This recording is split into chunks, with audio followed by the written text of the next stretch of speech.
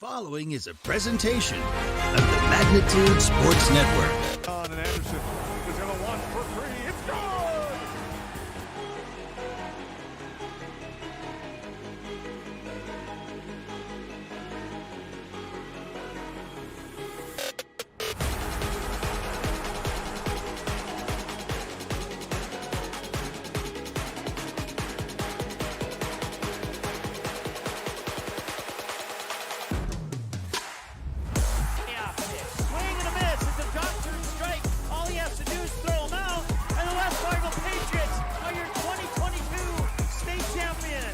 Now it's game time. Let's head up to the broadcast booth for the pregame show right now on Magnitude Sports. All right, the teams are in the locker room. We're about 4 minutes away from the opening announcements. Let's get started with your Barnesville Senex pregame show in 30 seconds. Be right back.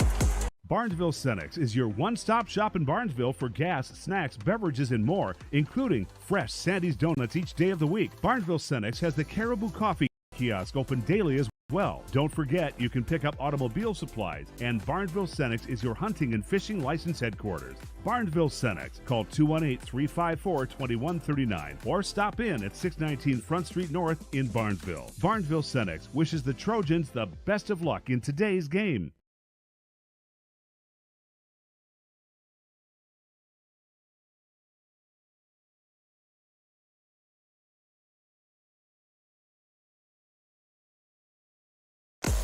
All right, welcome back to Memorial Auditorium here on the campus of Concordia College. The Barnesville Trojans just now coming out of the locker room. It's the girls and boys doubleheader. This is an annual affair, or at least it was up until a little bit ago. The last time Magnitude Sports was in this particular venue, it was the last broadcast for several months for area high school sports. So we hope to not repeat that here today.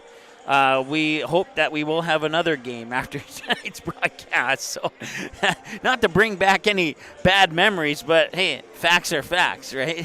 The girls are first. The boys are on deck. In the boys game, it's going to be the 11-6 Barnesville Trojans taking on the 4-14 Frazee Hornets. However, in the girls' game, which is the one that's almost ready to go right now, you can see we're about 2 minutes away from the opening announcements here.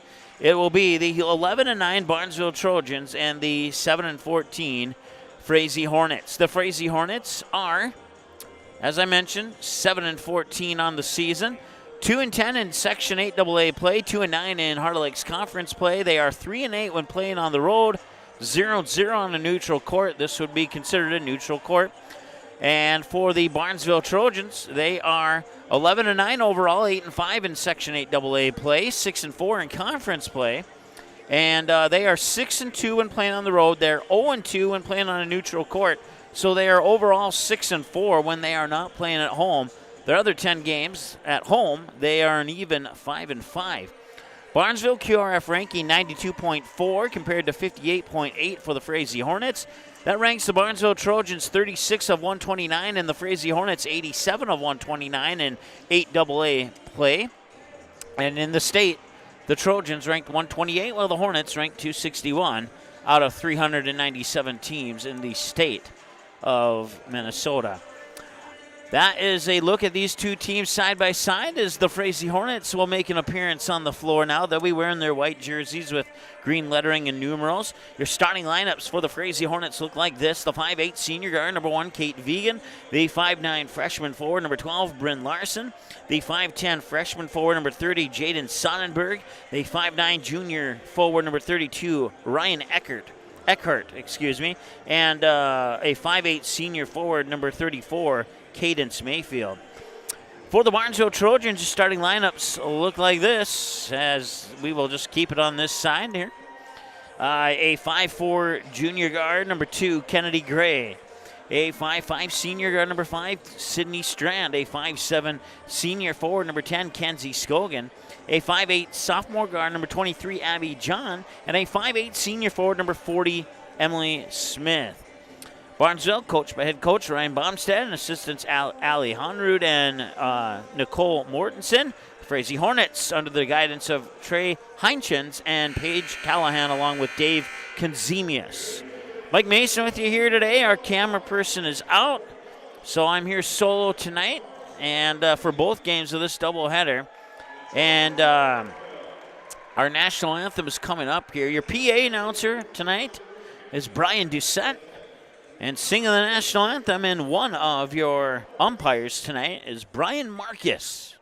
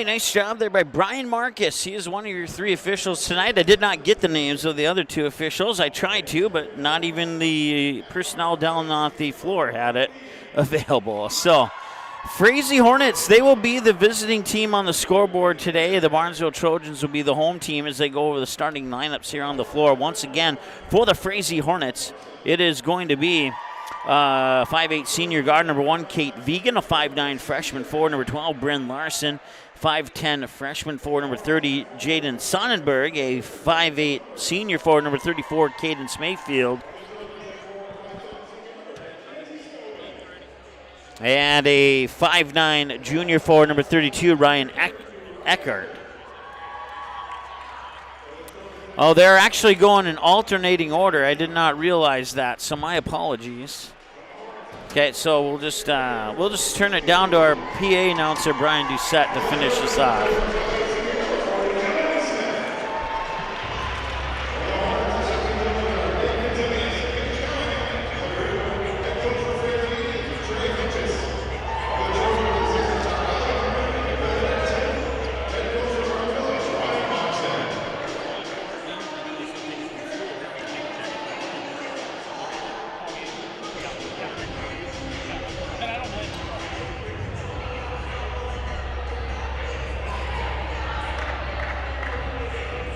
All right.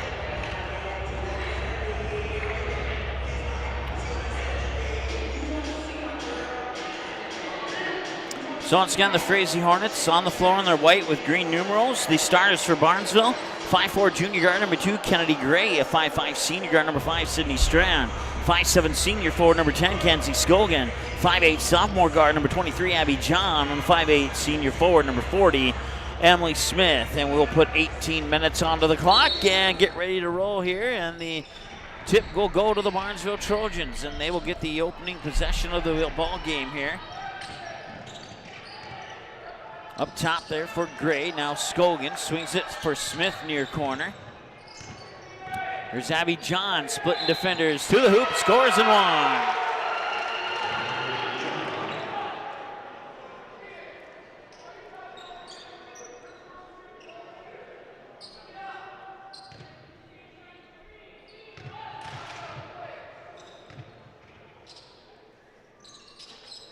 And Abby John will hit the free throw, and it's 3-0 in favor of the Barnesville Trojans.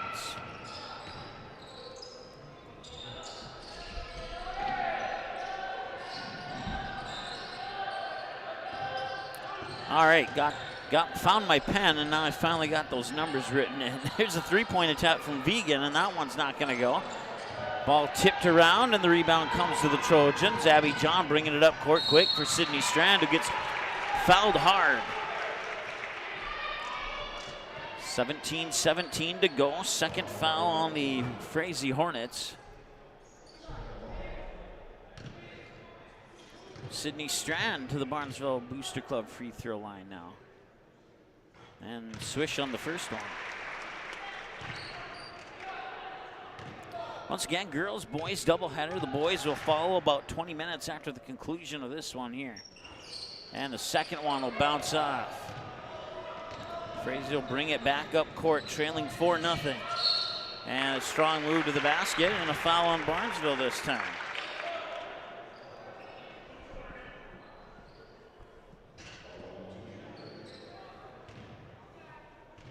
That is the first on Kennedy Gray. Free throw is off the mark there.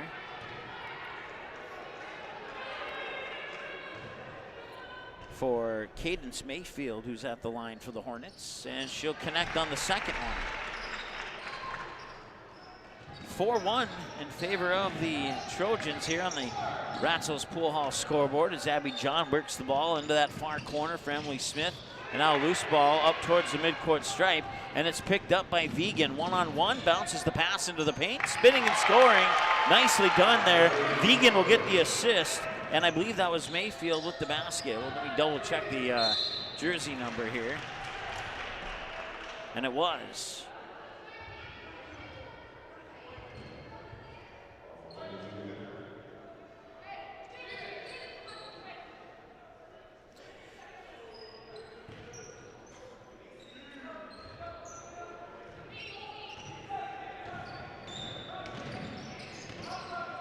John will hand it off for Strand. Strand in the corner for Gray. She stepped up on there by Eckert.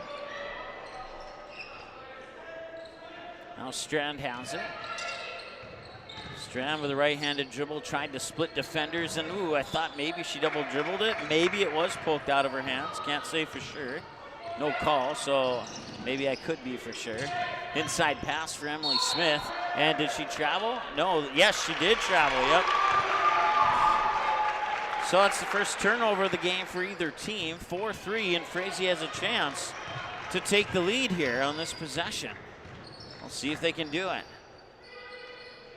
Offense will start up top there with Jaden Sonnenberg, and now Sonnenberg to Mayfield. Mayfield looking for some help, hands it off for Vegan up top for three. Bingo, she got it. Kate Vegan, the 5'8" senior with the triple, and it's now a 6-4 in favor of the Frazee Hornets, our first lead change of the game. Emily Smith to the hoop, and ladies and gentlemen, boys and girls of all ages, this is a tied basketball game. And a chance for Emily Smith to take the lead back at the free throw line.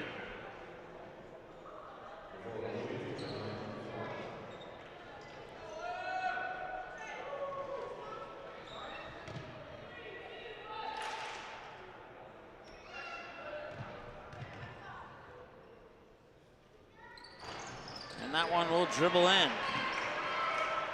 A 7-6 lead here for the Barnesville Trojans. On the free throw by Emily Smith via the and one. Second lead change, one tie in this game, and Abby John will steal it away. And now a loose ball underneath, and the Trojans maintain possession. Move it up court quickly. It's Kenzie Scogan, too strong. And an offensive board, and that one's also off the mark. Couple of missed shots back-to-back, and a chance for Frazee to take the lead back as well. Three on the way. That is Eckert, and no, that's going to miss. And offensive board, they'll swing it back out for Olivia Petron, and Petron lost it right into the hands of Kenzie Scogan. Scogan in the backcourt, pass to Abby John. John will bring it up court quickly near corner, and now they work it in for Emily Smith, but it was poked out of bounds.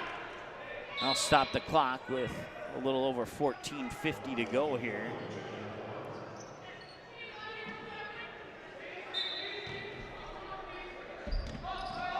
And up top, that's Emily Smith. Smith over to Gray, now up to Scogan. Now Strand.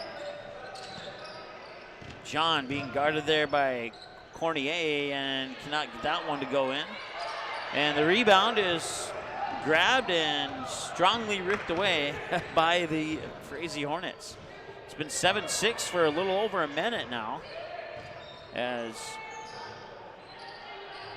Cornier will work the ball up top into the hands there of Sonnenberg. Sonnenberg now back over to Petron. Petron one dribble, gets into the hands of Larson. Bryn Larson sweeps a pass there to Sonnenberg, and Sonnenberg to the hoop and draws the foul. Second team foul on the Trojans. Now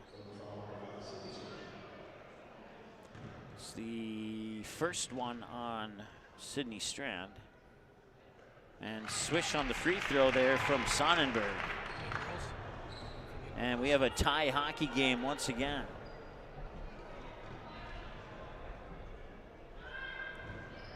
And did I say hockey game? I might have. I didn't mean to say that. I don't know what I was thinking. Here's Strand. Scogan into the corner, baseline, and drops it out. Kennedy Gray, catch and shoot. No. Rebound tipped around, eventually picked up by the Hornets. And that one's intercepted.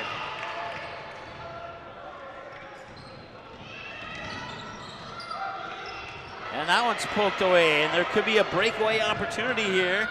And Mayfield will not make the shot.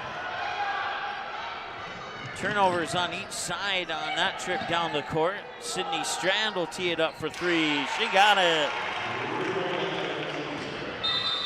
And we have a whistle on a timeout taken by the Frazee Hornets.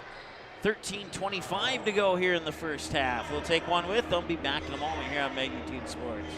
Your family, your friends, our community. At Midwest Bank of Barnesville, these cornerstones of family, friends, and community is the very heart of Midwest Bank. Whether it's help in expanding the family farm, building, remodeling, or purchasing your new home, or supporting our local schools, Midwest Bank is here because you are our family, you are our friends, and this is our community. Midwest Bank, banking your way on South Front Street, Barnesville. Member FDIC and equal housing lender.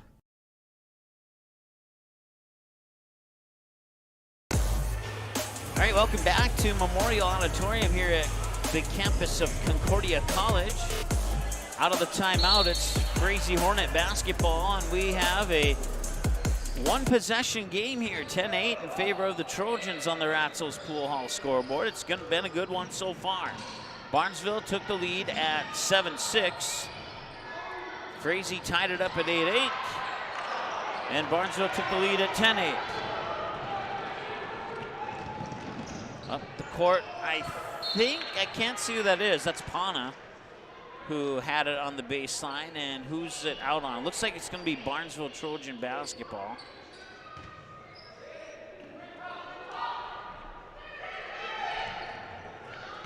Strand hits another one.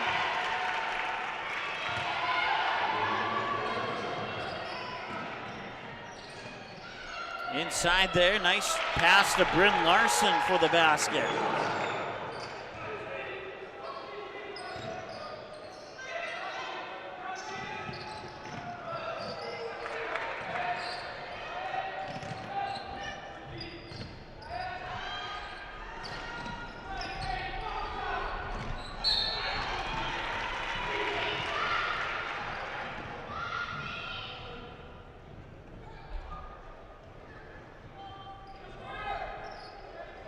.28 to go as the inbounds pass comes in. Strand, now Gray on the baseline. One dribble, back out to Scogan. Now Strand tried to go 3 for 3, missed it. Rebound to Scogan. Now baseline jumper there for Kennedy Gray. Emily Smith got the rebound and couldn't follow it up. And now Frazee needed a little help in the backcourt, and they get it into the hands there, Cornier. Cornier, a nice pass and a nice drive into the lane, and did she draw the foul? She did. Stops the clock with 12 minutes exactly to go. Another foul on the Barnesville Trojans, their third. It's the first one on Macy Pana. And at the free throw line is Ryan Eckert, and she hits on the first one. Frazee has made all but one of their free throws in the game so far. We'll see if they can keep that up. It's part of the reason why they've been able to stay in this game. The other part is a tremendous amount of turnovers, but the turnovers are pretty much even. 5-4. Another free throw there by Eckert. And now Frazee puts a little bit of pressure into the backcourt here as we crack the eggs on 12 minutes to go. Strand bounce pass into the corner for Smith, back to Strand. Now works it inside, high post there for Abby John, and there's some contact, and that's team foul number 5 on the Frazee Hornets. It is the first on Ashley Milikowski. That's another one I'm gonna have to double check on.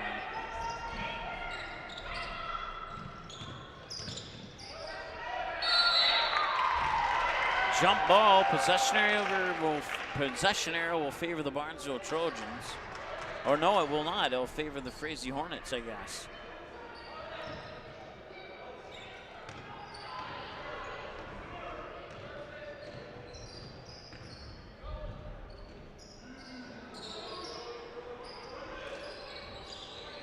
Far side, Vegan. Vegan looking inside, it's poked away. Abby John to Macy Pana. She can't keep it. And it's another turnover.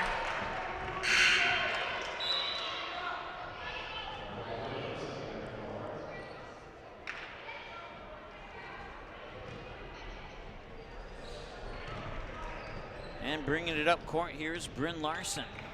Bounce pass there to Olivia Petron. Petron will get it up for number 50. I'll have to double check. I don't have her on my roster.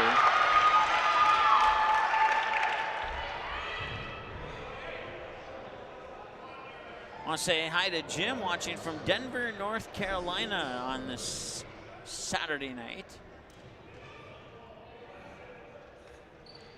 And we are tied at 14.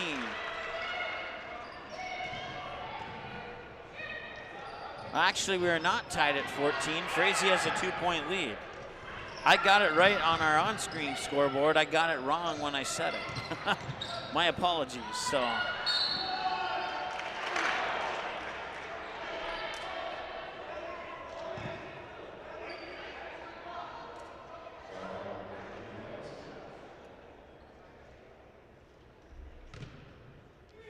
Four lead changes and 3 ties in this game here. We still have plenty of time to go in the first half. 10:58 to be exact.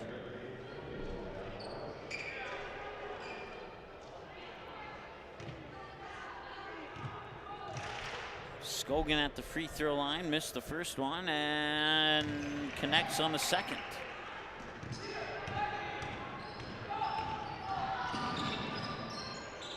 Nice stop and go there by Bryn Larson up top there for Mayfield.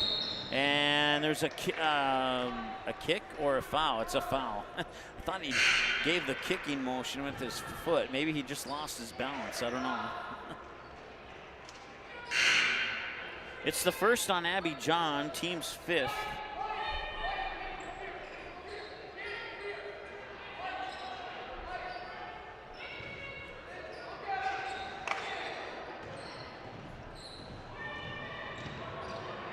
And driving to the hoop, and it's just out of bounds. A clean block, and Frazee will maintain possession.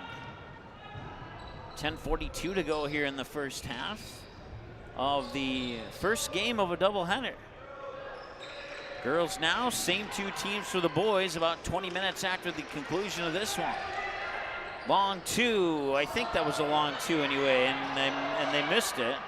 And then the follow-up's up and in. You got the high school line, which is that yellowish line around the top of the key. You got the college line, which is the red line, and then you got the NBA three-point line, which is the black arc around. So I had to double check which line her feet were at when she took that shot. Barnesville back within 1, 17-16 here. We talked about it in the pregame show, or at least I think I mentioned it. No, actually, I did not mention it. It was something I was looking at before we went on the air. But Frazee has never lost more than 4 in a row, and they are on a 3-game losing skid coming into this one. So if you look at it on paper, it would suggest that it's benefit Frazee for a trap game of sorts for Barnesville here, because like I said, every time they lose 3, they win 1. And they've lost 3. So it's today the day that 3 in a row gets snapped, or does Frazee pick up a win like they have all season long after a 3-game skid? We'll see. Right now, they're in pretty good shape here. And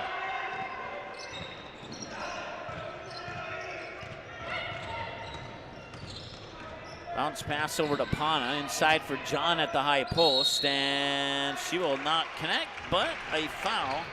And it's team foul number 6 on the Frazee Hornets, and that's one thing. Frazee's in a little bit of trouble here. It's 5 fouls per team, I guess. So we'll take 1 away here from the Hornets. So both teams have 5 fouls as Abby John hits the free throw. And this is a tied basketball game. I think I said hockey game last time I said that, but it's the 4th tie of the game, 6, 8, 13, and 17, and will remain tied at 17. And now a jump ball, and the possession favors Barnesville.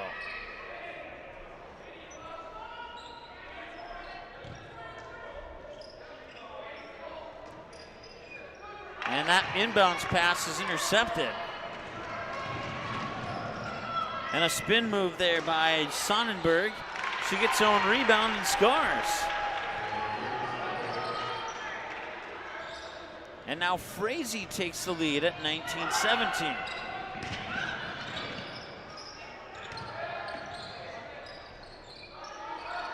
And they get it off a turnover, and that's Ava Fallingstad coming back and tying it up again at 19.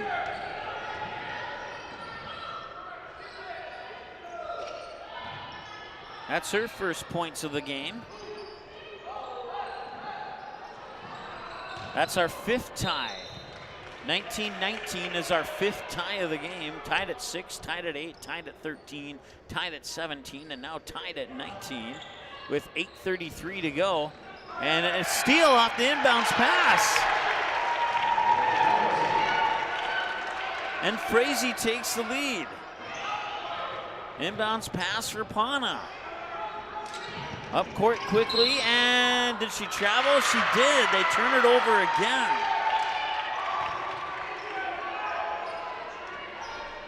Well, this is absolutely uncharacteristic of the Barnesville Trojans. I don't know if it's the venue they are playing in or what, but Frazee has taken advantage of this, and if Barnesville gives them too many more opportunities, they might take the game as a result.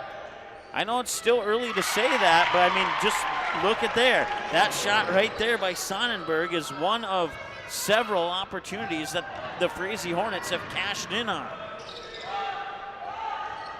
That 3 is a little short.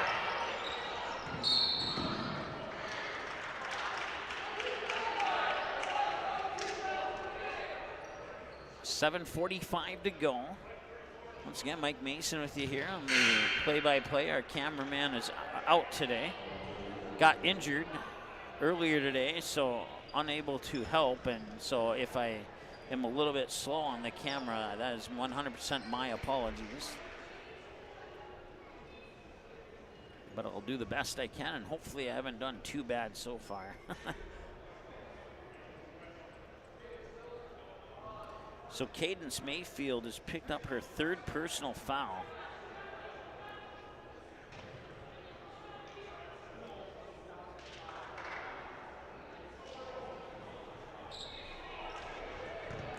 And Abby John goes to the Barnesville Booster Club free throw line. And she hits.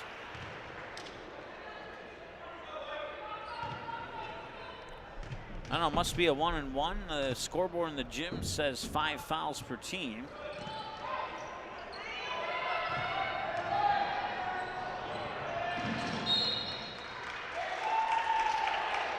23-20 our score now.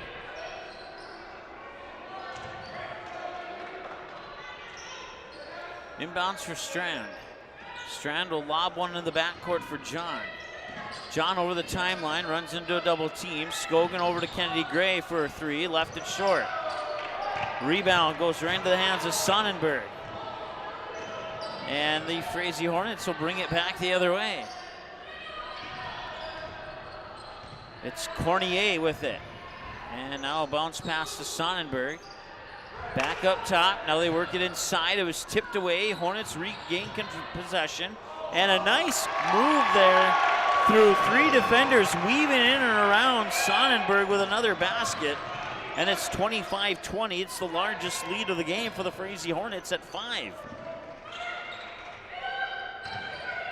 John at the high post, and they turn it over again. And Frazee working it back quickly. They are getting it into Sonnenberg, and it was nearly tipped away by John. And what's the call? Is it a reach-in foul or a jump ball?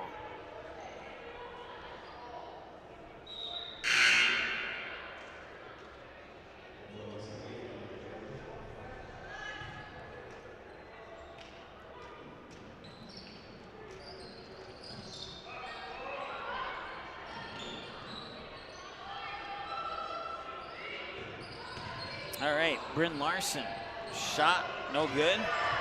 And another offensive rebound, and Larson tries again and cannot get that one to go. Kennedy Gray, pass there to Emily Smith, nearly lost it. Over to Lexi Haif into the lineup now here for the Trojans. Strand drives to the baseline, feeds a pass to Emily Smith, it rolls off the rim. And the rebound comes down to the Hornets. And a little behind the back dribble there. And Sonnenberg and the Hornets making a statement here midway through the first. Well, I should say a little over midway through the first now.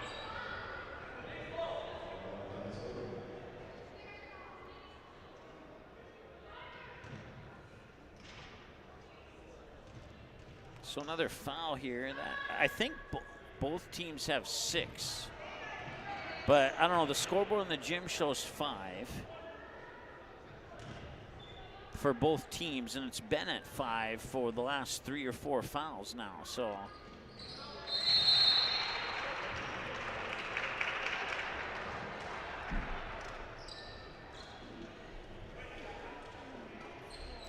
(26-20).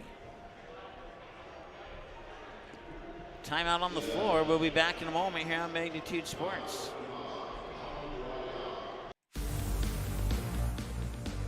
The Trojan Takedown Club. It supports Barnesville wrestling on all levels, and it meets on the second Wednesday of each month at Ratzo's Pool Hall in Barnesville. You can support the Barnesville wrestling program by contacting anyone at the Trojan Takedown Club. Choose a bronze or a silver or even a gold sponsorship. If interested in the sponsorship, email TrojanTakedownClub@gmail.com. Do it today.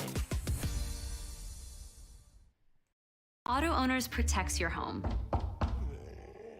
Because, well, somebody should. That's simple human sense. Call, text, email Jack, Rhonda, or Terry with questions and get a quote today.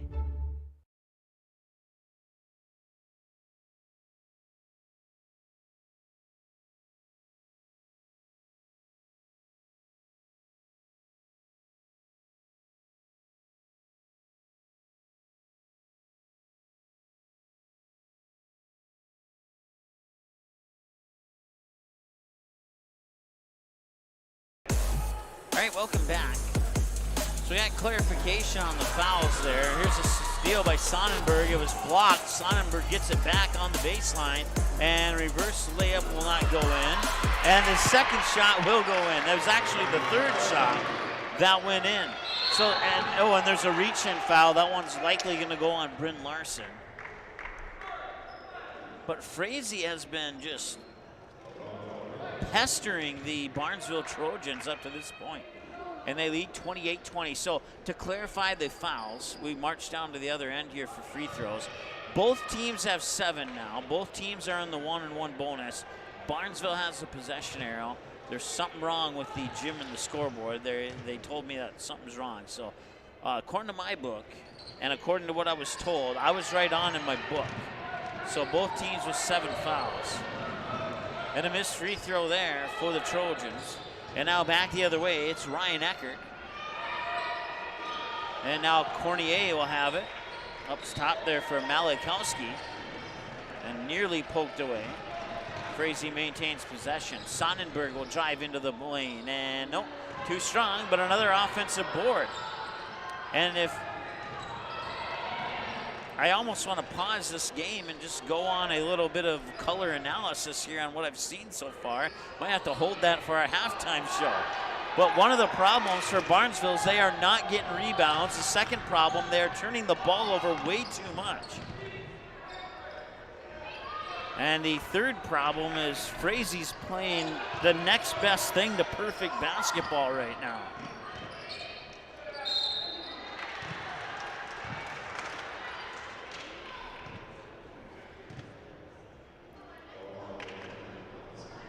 So that's going to be the third foul on Ashley Malakowski.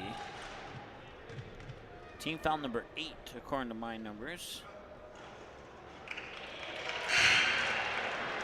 And Lexi Haif will hit the free throw. 28-21. With everything that I just said, Barnesville still within striking distance. And if they could clean up those two aspects of the game,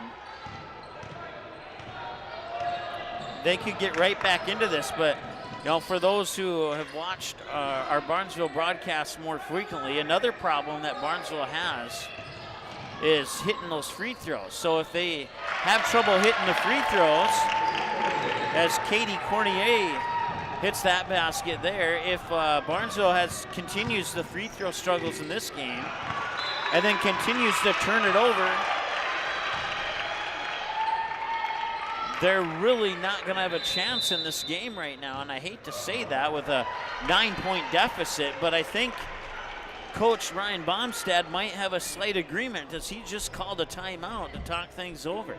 So we'll take one with him. 4:17 to go here in the first. 9-point advantage for the underdog Frazee Hornets, 30-21. We'll be back in a moment here on Magnitude Sports.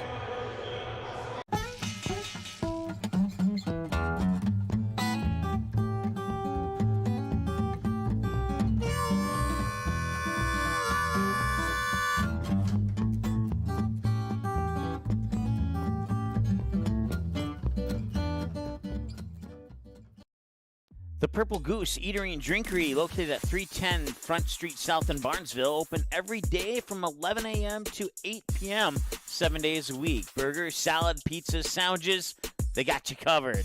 Daily specials on all food and beverage items on the menu as well. They're located, once again, 310 South Front Street, Barnesville, 2 blocks from Barnesville Senior High School. Order online, purplegoose2go.com, or text your order to 218-321-1963. All right, welcome back to Memorial Auditorium here on the campus of Concordia College. It's Frazee basketball to start the action out of the timeout. Frazee 7-14, Barnesville 11-9, and there you see the score. The Hornets up on top by 9, 30-21. They have the ball, looking for more. They push it in the corner there for Mayfield. A couple passes later, it's going to be a double dribble. Turnovers have been a huge problem for Barnesville, but luckily for Barnesville, the turnover ratio for Frazee is maybe not even, but pretty close. I think Barnesville might have a couple more turnovers than Frazee does right now. Nice pass down to Scogan on the baseline, but she'll push it back out top. Now they'll work it around the perimeter for Kennedy Gray. And that one tipped away by Sonnenberg, and she'll come away with it. One-on-one versus Sydney Strand. She cannot get the basket to go. Lexi Haif with the rebound, puts it into the hands of Sydney Strand. Strand will fire it down to Emily Smith, who cuts into the paint, and she will not get that one to roll either. And that's another thing. They're not getting the friendly rolls or the friendly bounces, and that's certainly not helping matters here for the Barnesville Trojans. And that one rolled away and turned over, and now the turnovers might be even. And they are. How about that? 11 per side. Some passing. The basket would not have counted. There was a foul on Frazee. Team foul number 9. The next one would put him in the double bonus, but only 9 at the moment.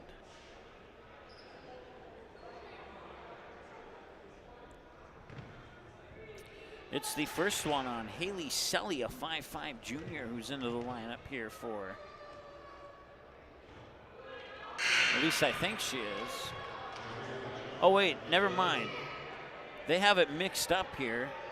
It's the third foul on Kate Vegan and not the first foul on Haley Selly. Okay, I'm used to the numbers being flip-flops, so my apologies on that. 33-22.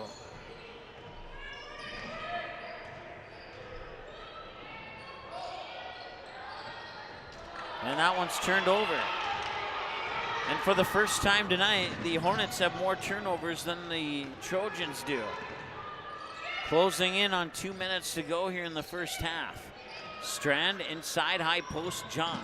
Back to Strand. She'll tee it up for a foot on the line, NBA three-pointer, and connect. That's her third 3 of the game, and the Trojans are back within 5. Now, Frazee's turned the ball over on their last 2 possessions. We'll see if they can get a basket here. Here's Sonnenberg. Gets it to Cornier. Cornier at the free throw line with a bounce pass there to Larson. Larson puts it up, won't go. So they didn't turn the ball over per se, but defensive rebound given up. Here's Sydney Strand. Pass to Emily Smith. Loose ball on the floor, and the Barnesville Trojans will turn it over. And now they'll call it a jump ball, and the possession arrow should favor the Trojans, and it does.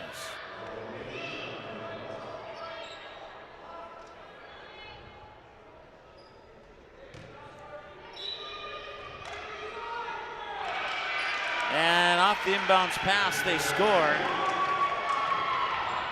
And it's a 1-possession game with 1:49 and counting to go here. Frazee took the lead at 21-19. They haven't given it up yet.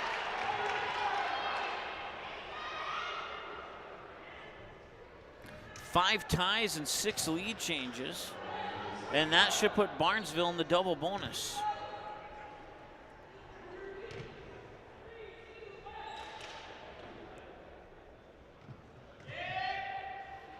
It's the first one on Jaden Sonnenberg, and at the free throw line is Emily Smith. She connects on the first one.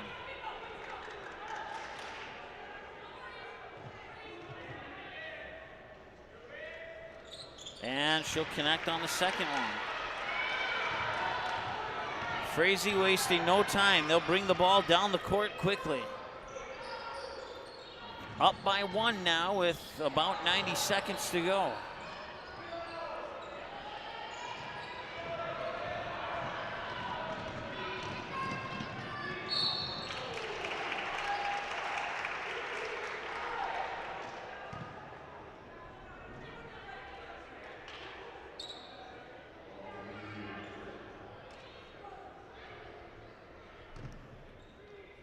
Abby John to the free throw line. And she'll miss. Made her first 3, she's missed her last 2. Minute 22 to go here in the first. That one's in.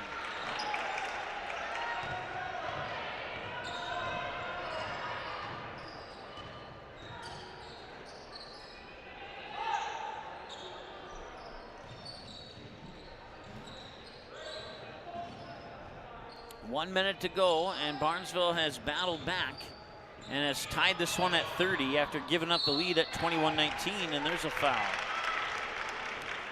Foul number 8 on the Barnesville Trojans.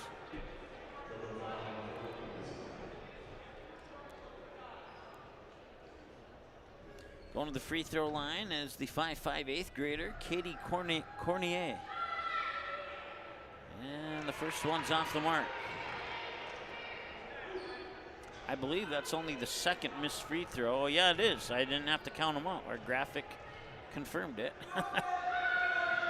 And she connects on the second of two. So Cornier with 3 points now. 1 of 2 on the free throws. And a 2-point basket. And speaking of 2-point baskets, that's Lexi Haight with a 2-point basket for the Trojans.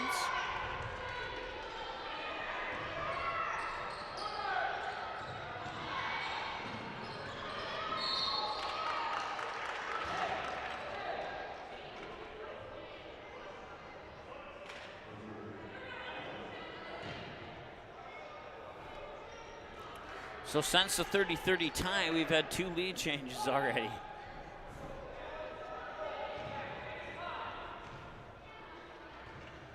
.38.5 seconds to go. It's Olivia Petron at the free throw line, and we have a tie basketball game.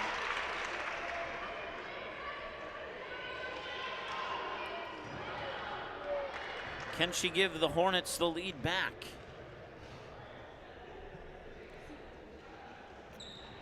No, not yet. Loose ball to the corner, picked up by Scogan, excuse me. My apologies to Kenzie when she goes back to watch this later. There's Strand. That 3 left a little bit short. And a whistle and a jump ball. Possession arrow should go to Frazee, and it does. With 25.3 seconds to go.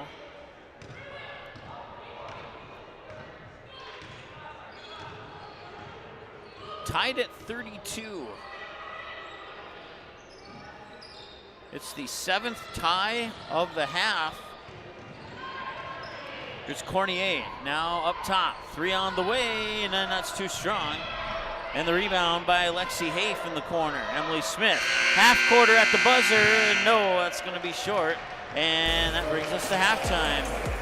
Nothing decided at this point. Frazee got to a good start in this game, and Barnesville had to battle back, and as a result, we're tied at 32 halfway through. We'll be back in a moment with your halftime report here on the Magnitude Sports Network. Be right back.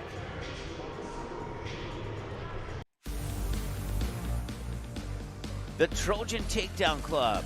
It supports Barnesville wrestling on all levels, and it meets on the second Wednesday of each month at Ratzo's Pool Hall in Barnesville. You can support the Barnesville Wrestling program by contacting anyone at the Trojan Takedown Club. Choose a bronze or a silver or even a gold sponsorship. If interested in a sponsorship, email trojantakedownclub@gmail.com. Do it today.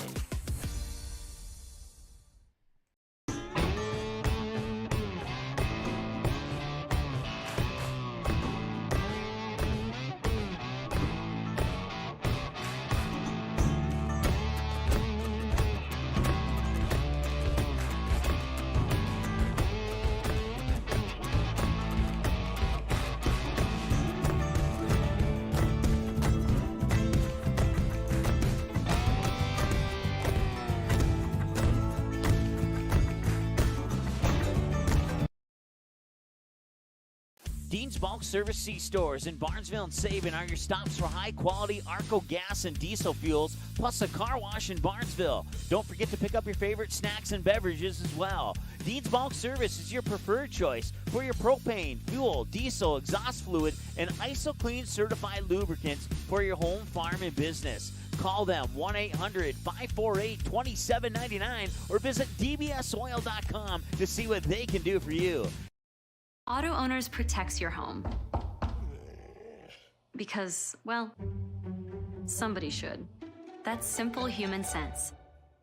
Call, text, email Jack, Rhonda, or Terry with questions and get a quote today. Barnesville Drug and Hardware is your local Health Mart pharmacy and hardware Hank store in Barnesville. Open weekdays 8:30 a.m. to 6 p.m. and Saturdays until noon. Stop in at 117 Front Street. Get everything you need for your home. Smoke alarms, thermometers, Ethernet, coax cable, and maybe a little something for your kitchen. Baking goods, paper supplies, toasters, coffee pots, griddles, and stove and oven accessories. Don't forget that Barnesville Drug and Hardware is your Valspar Paint headquarters. Barnesville Drug and Hardware. Give them a like and follow on Facebook. Barnesville Drug and Hardware wishes the Trojans the best of luck this sports season. Newell will set it up near side. Lexi Ballgreen. Tipped, and it's a kill for Ballgreen. That pulls the Barnesville Trojans within a point. They get the serve back. Inquest works out of the shotgun again. He's looking deep, and he's got a man with a little bit of room. It bounces off the back of the neck of a Barnesville Trojan, and it's intercepted. Gannon Ballgreen will get the deflected pass. Intercepted on the deflection by number 6, Gannon Ballgreen. Lee's Electric in Barnesville proudly cheers on the Trojans this sports season. As a featured business on the Barnesville City website, Lee's Electric can help you with your electrical needs and projects big or small. So when there's a blast to straightaway center field, a lightning quick touchdown pass, a supercharged ace serve, or that electric layup driving the baseline, whenever you see an electric play in the game, think Lee's Electric. Let's go Trojans.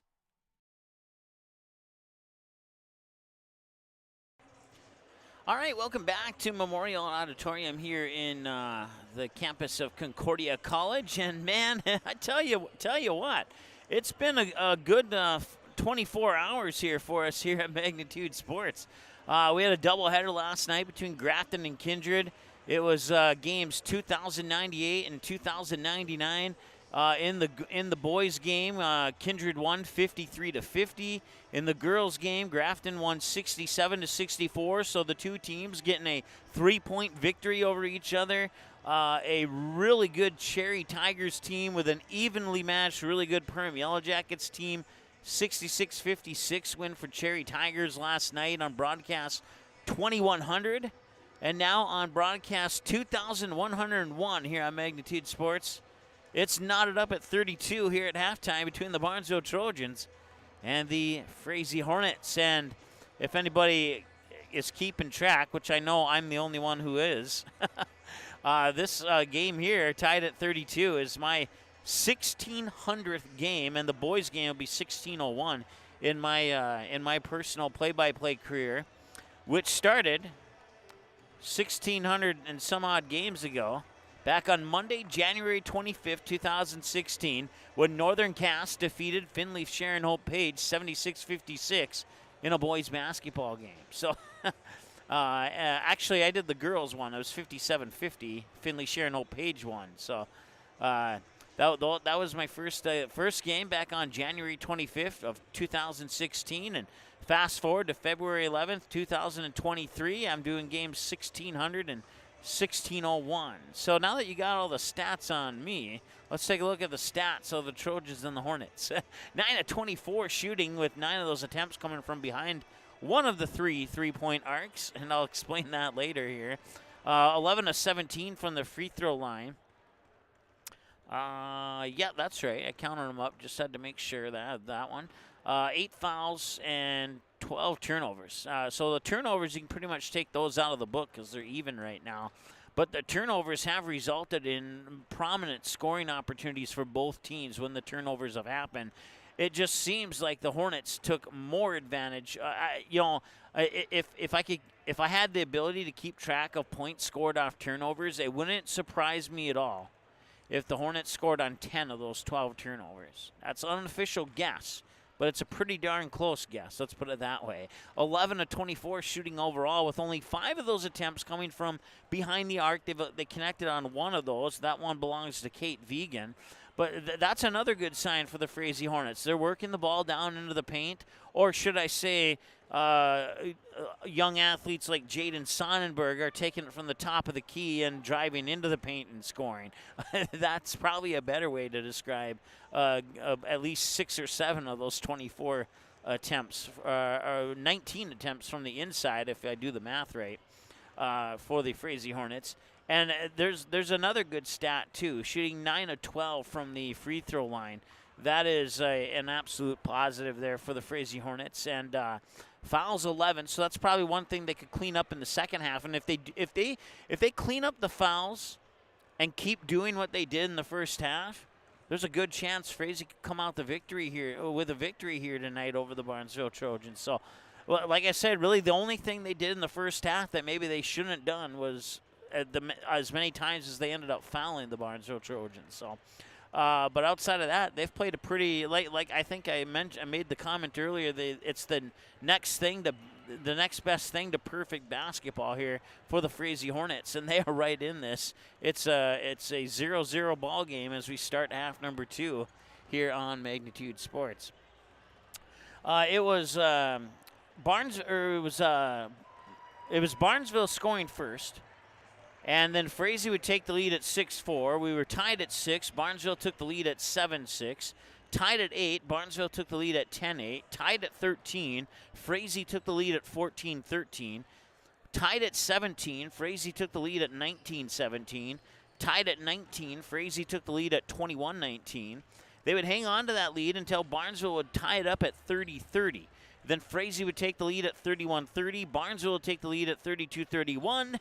And then a free throw would knot it up at 32-32. And that's where we sit right now here on your Ratzo's Pool Hall scoreboard halftime stats. We'll take another timeout. We're about 2 minutes away from the start of the second half. So stay with us, and we'll be right back here on Magnitude Sports. Barnesville Drug and Hardware is your local Health Mart pharmacy and hardware Hank store in Barnesville. Open weekdays 8:30 to 6 p.m. and Saturdays until noon. Stop in at 117 Front Street and get your family prepared for winter. All the essentials, shovels, sleds for the kids, furnace filters, boots, gloves, ice melt, and get free delivery when you purchase 10 or more bags. Don't forget, Barnesville Drug and Hardware is your Valspur Paint headquarters. Barnesville Drug and Hardware. Give them a like and follow on Facebook. Barnesville Drug and Hardware wishes the Trojans the best of luck this sports season.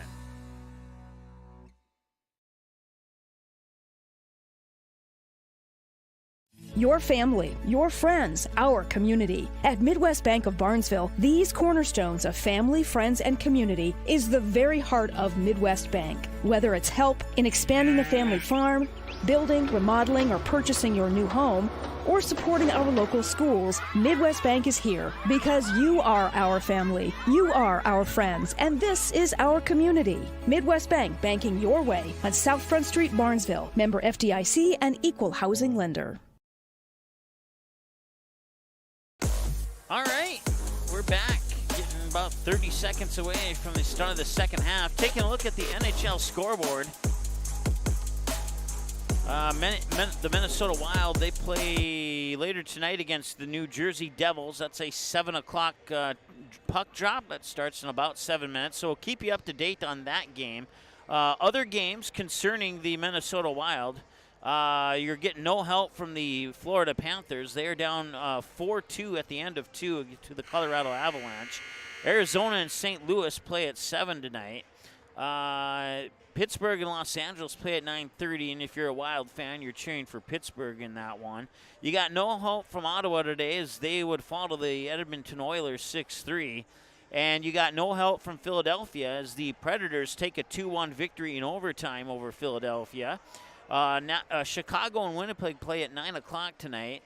And the Wild did get a little bit of help from the Tampa Bay Lightning, who defeated the Dallas Stars 3-1, earlier today. The Tampa Bay Lightning scored a goal with 0.2 seconds to go to get that 3-1 lead. They scored the second goal with about 24 seconds in the game to take a 2-1 lead, and then a 3-1 lead at 0.2. And let's see here. Is there anything else that would be of... Yeah, and the Wild got no help from Vancouver as they would fall 5-2 to the Detroit Red Wings, and the Calgary Flames keeping the heat on the Minnesota Wild with a 7-2 victory over the Buffalo Sabres today, and a shocker as the Washington Capitals defeat the Boston Bruins 2-1, handing the Bruins only their second home regulation loss of the season. I think they have a total of 8 losses in about 55 games right now or something to that effect.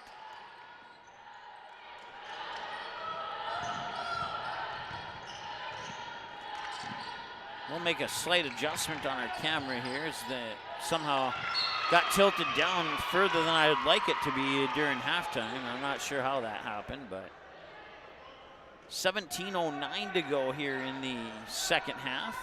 Still a tie ball game, no score yet here in half number 2 as the Trojans will bring it up court in their purple jerseys and swing it over here to Kennedy Gray, and that one's turned over. And we talked about this at halftime. If Frazee can keep doing what they're doing, they might have a chance to be in this one. Abby John will give the Trojans the lead. Inside 17 minutes to go, 34-32 now our score. It's our first lead change of the second half, and it goes to the Barnesville Trojans. And another turnover.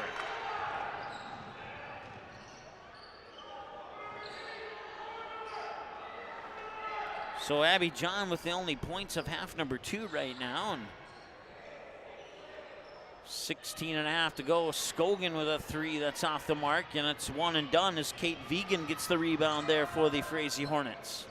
And that's exactly what Frazee wants, is one and done here. And that's another nice bucket there by Sonnenberg.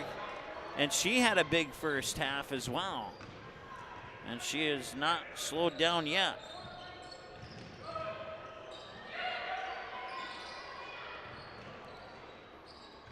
Bounce pass up for Strand. Now over to Scogan, back to Strand. Back over to Scogan. Back to Strand, and they'll try and set up the offense here as they fire it back over to Scogan again. Now, if I stop talking, would you know who 5 and 10 are? 3 from the corner for Kennedy Gray. It is a 5-0 run out of halftime here. Actually, I take that back. It is a 5-2 run out of halftime as Kennedy Gray gets her first points of the night.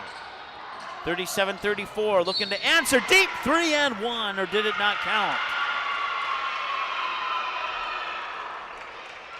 The basket counts, and then there's a foul on Frazee, and the ball will go to Barnesville, so we're tied at 37.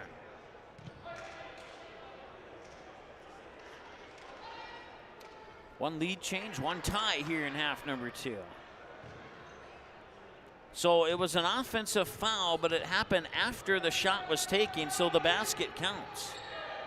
And we're knotted up at 37.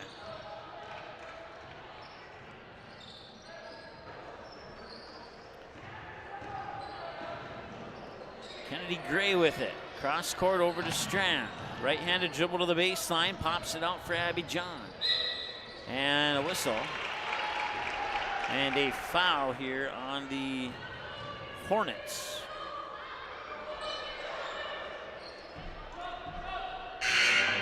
And Ashley Malakowski has now picked up her 4th personal. She will come out. Probably won't see her again for some time. We'll see what the coach decides to do. Inbounds pass, Gray, Strand, tipped away into the hands of Scogan. Nice defense there by Sonnenberg. She's had great play on both sides of the ball. 3 on the way, no, too strong. And they battle for the rebound, and they will call a foul on Barnesville. I believe it's on Abby John. We'll get confirmation on that here. And it is on Abby John. It's her 3rd. So we remain tied at 37. That's the first foul of the second half for the Trojans. Possession error goes to Frazee. That shot missed, and I'll stop the clock with 14:20 to go here.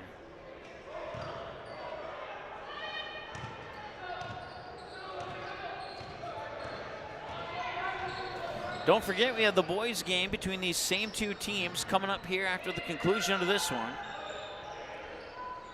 And you don't have to do anything. All you have to do is go to the fridge, grab another cherry Coke or something, and kick back and relax and enjoy the game. We will get you sent to the next game. There's a nice drive to the basket for Abby John.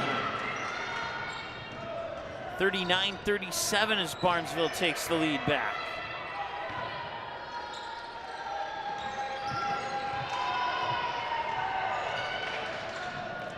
And a turnover for Frazee.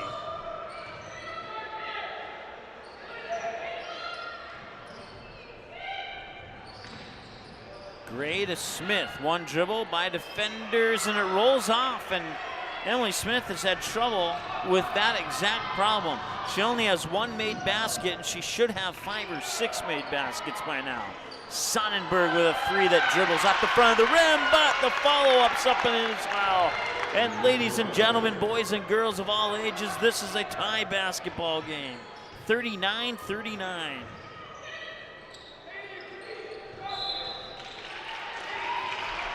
It's the 9th tie of the game. We're tied at 6, 8, 13, 17, 19, 30, 32, 37, and now 39. Just inside 13 minutes to go here in the second half.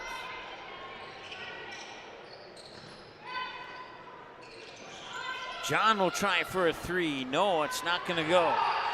They'll wrestle for the rebound, and the 8th grader takes it away from the sophomore. Katie Cornier will bring it up court. Fire it into the hands there of Eckert. And Eckert for a 3, missed it. Left it a little bit short grazed it off the front of the rim, or front of the net, I should say.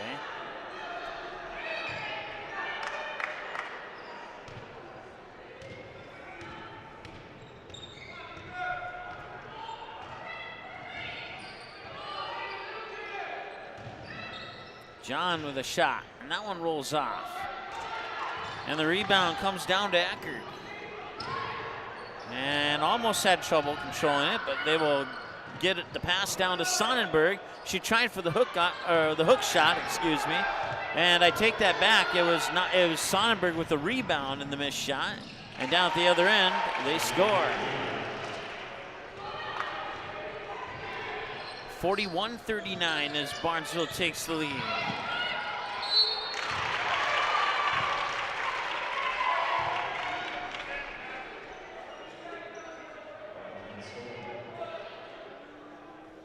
Fouls on Kenzie Scogan, her second, team second.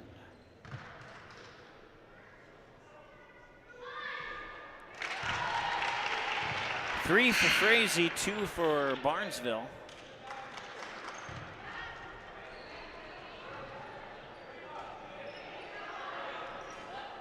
And can she tie the game on this free throw? She cannot. She gets 1 of 2. Here's Abby John. That shot will roll off, and Frazee gets another rebound. Sonnenberg will control it.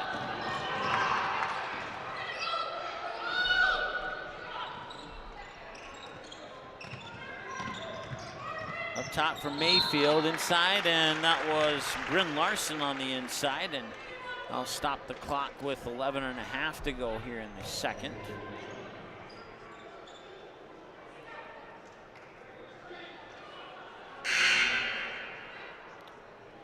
Abby John out, Kennedy Gray in for the Trojans. Olivia Petron with the inbounds pass, and it's loose on the far sideline, and it's picked up by the Trojans, and Lexi Haif will score. 43-40. It's a 3-point lead for Barnesville.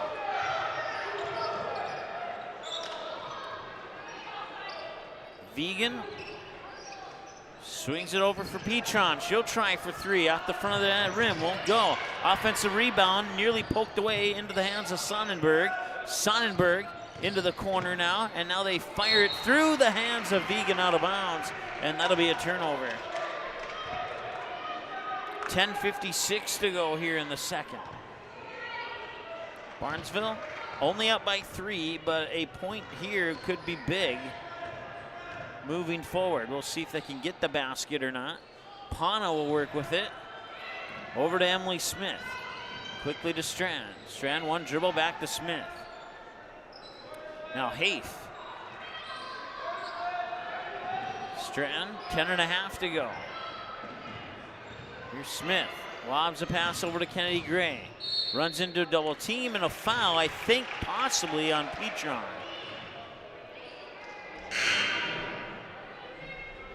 And it is on Petron. It's her first. Stops the clock with 10:28 to go, and Kennedy Gray will trigger the inbounds pass from the baseline. Lobs it in, Emily Smith to the paint, and she cannot get that friendly roll again. Those are shots she normally makes, but not today, and Frazee's taken advantage.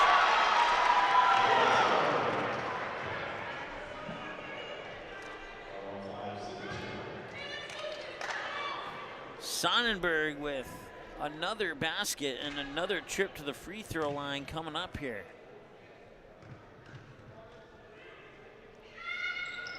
And we have a tie ball game once again, 43-all.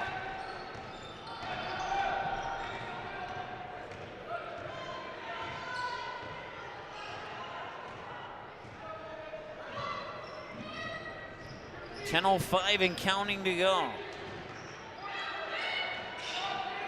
Pana with it. Down to the baseline, she traveled. Oh no, she didn't travel. It's a foul on Frazee. Looked like she traveled from my vantage point, but maybe she got fouled as well. Team foul number 5, it's the, not sure who that one was on actually, but it is team foul number 5. Kennedy Gray for 3, nope. Offensive rebound, Strand. Strand will tee it up for an NBA 3, nope. Strand will get her own rebound.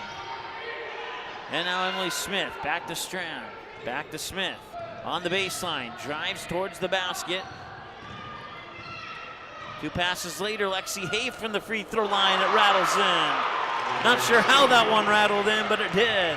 45-43, Barnesville with the lead once again. On the basket by Lexi Hafe, and it's been the bench for Barnesville that has done at least 50% of the work in this game here.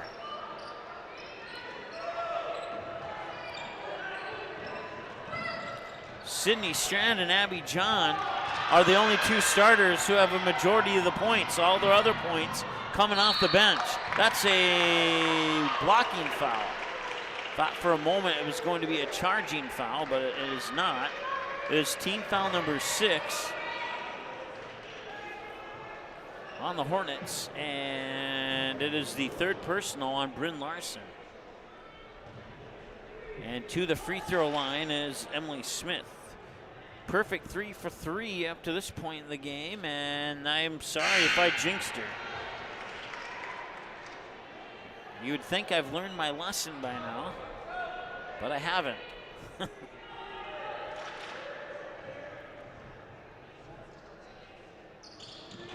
And she'll miss them both.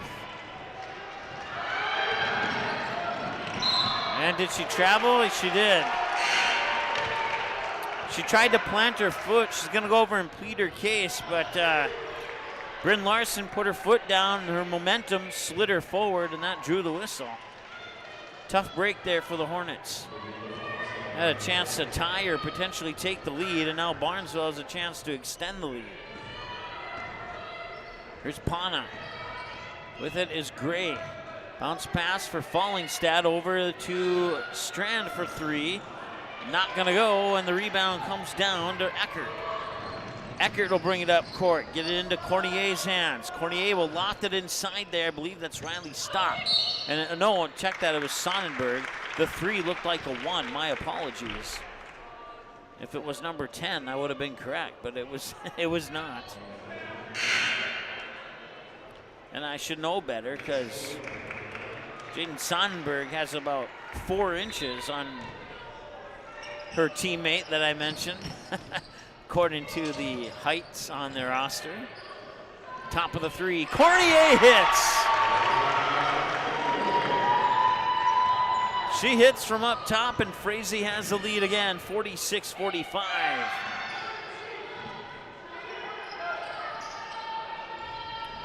Only 3 ties here in the second half. 5 lead changes.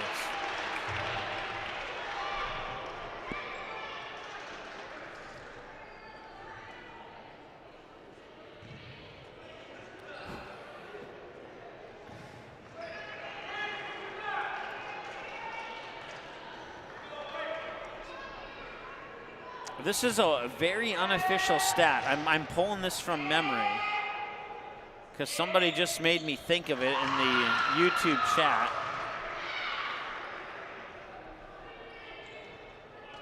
As Kenzie Scogan hits the free throw.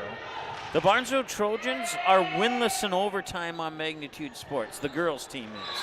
The boys' team have won some overtime games, but the girls have not won in overtime on Magnitude Sports. So I think the new key to the game here for the Trojans is to win it in regulation. But timeout on the floor. We'll take one with them. We'll be back in a moment here on Magnitude Sports. Lee's Electric in Barnesville proudly cheers on the Trojans this sports season. As a featured business on the Barnesville City website, Lee's Electric can help you with your electrical needs and projects big or small. So when there's a blast to straightaway center field, a lightning quick touchdown pass, a supercharged ace serve, or that electric layup drive in the baseline, whenever you see an electric play in the game, think Lee's Electric. Let's go Trojans. All right, welcome back to Memorial Auditorium here at Concordia College. Mike Mason with you here on the broadcast. Brian Doucette, a good friend of mine, down on the PA announcing right there at the end of the table on the right. And the Barnesville Trojans and the Frazee Hornets playing a one-point game here. 47-46 in favor of Barnesville.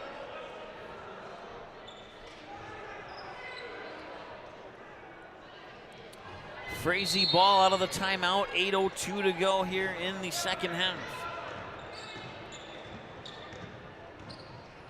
Frazee will set up the offense, bounce pass, Sonnenberg up top. Sonnenberg will get it over to Malachowski, who has to be careful. She's playing with 4 fouls right now. Here's Cornier with it. Cornier with a bounce pass, that is Eckert. Eckert now to Sonnenberg. Sonnenberg being guarded by Strand. Check that. That was actually Bryn Larson being guarded by Strand. My apologies. Here's Malachowski. Bounce pass up top. Trying to drive in. Pops it out there for Larson. Larson with a bounce pass. Cornier has it now. Cornier looking around. Gets it to Malachowski. Bounce pass there. Hornets looking to go inside. It worked for him in the first half. So unless they can get a really good open look from outside, they're trying to work the ball in, and there they got it. They got the entry pass. Back out, 3 on the way. Cornier hits it! Cornier with her second three-pointer of the second half, and Frazee has a 2-point lead, 49-47. The game was tied at 43. Since then, we've had 4 lead changes, 2 to Barnesville, 2 to Frazee. And it will not count. She'll go to the line to shoot 2.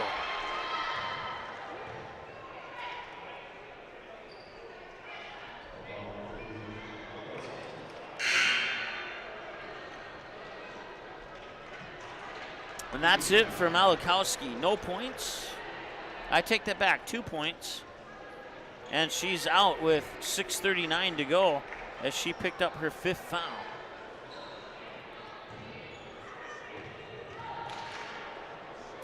.639 to go, and the free throw is up and in. 49-48. It's Kennedy Gray at the free throw line. She makes them both. And we're knotted up at 49, our first tie since 43 all.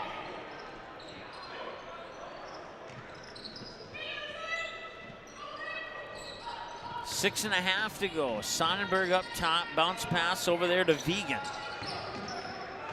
Vegan back over to Sonnenberg, who had a little bit of space to work with. Fires it to Larson. Larson looking inside. Puts the ball on the floor, drives into the paint, hands it off there for Sonnenberg. Sonnenberg had it stripped away, and it's picked up by Kenzie Scogan. Scogan will control it on the backcourt, fire a pass to Abby John up at the near elbow. Right side, and Fallingstad threw her fingers and out of bounds, and had Fallingstad gotten that pass, she would have had an easy 2 points there, and Abby John would have had an easy assist. I don't normally put the blame on players, but I'm pretty sure that one is, the pass is on Abby John there. That one is nearly stripped away, but Sonnenberg will control it for the Hornets. Now she'll tee it up for 3 out the front of the rim. It will not go, and a rebound for Kenzie Scogan. Knotted up at 49 inside, approaching 5.5 to go. Bounce pass for the lead. No, it's not going to go in, and a rebound for Ryan Eckert. And now it's poked away out of bounds, and they'll stay with Frazee. Barnesville pleading their case that the Hornets touched it last, but the referees do not agree with them. Cornier will get the inbounds pass. She'll bring it over the timeline here with 5:17 to go. We're catching up. Cornier thought about the shot, got it to the free throw line there for Larson. Larson spinning on the pivot foot, now Sonnenberg. Sonnenberg gets it up there for Eckert. Eckert now fires it over Vegan. Now Sonnenberg has it. Sonnenberg makes it back here to Bryn Larson. Larson puts the ball on the floor, to the hoop, and it counts!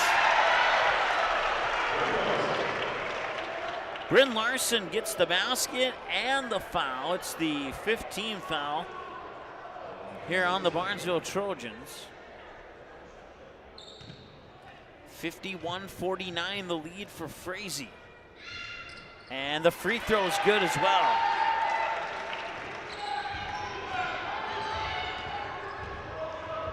.451 and counting to go.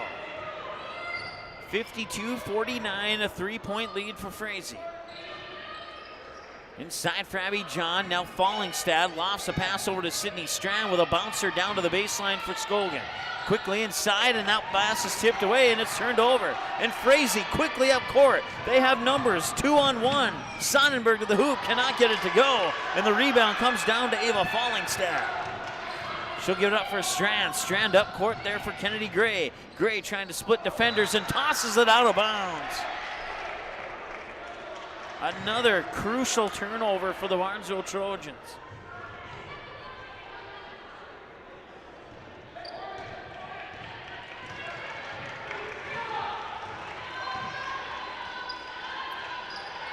Now, if there's one thing that I can tell you about Frazee, and that's not just their basketball team. I've seen it in football, I've seen it in volleyball, and I've seen it in basketball.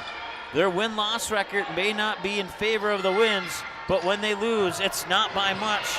And they usually battle against some tough teams to keep things interesting down the stretch. We'll see if they can pull it off this time.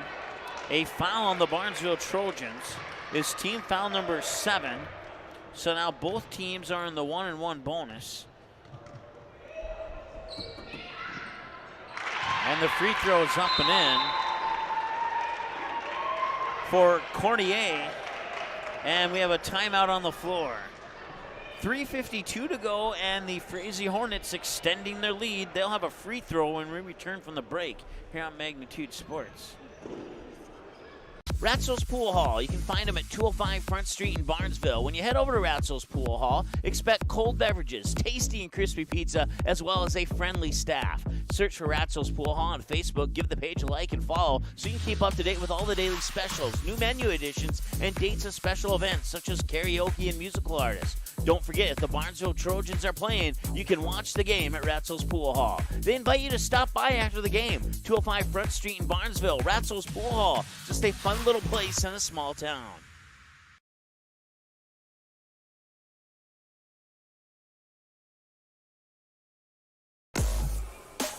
Frazee has come to play, and they're at the free throw line, leading by 4.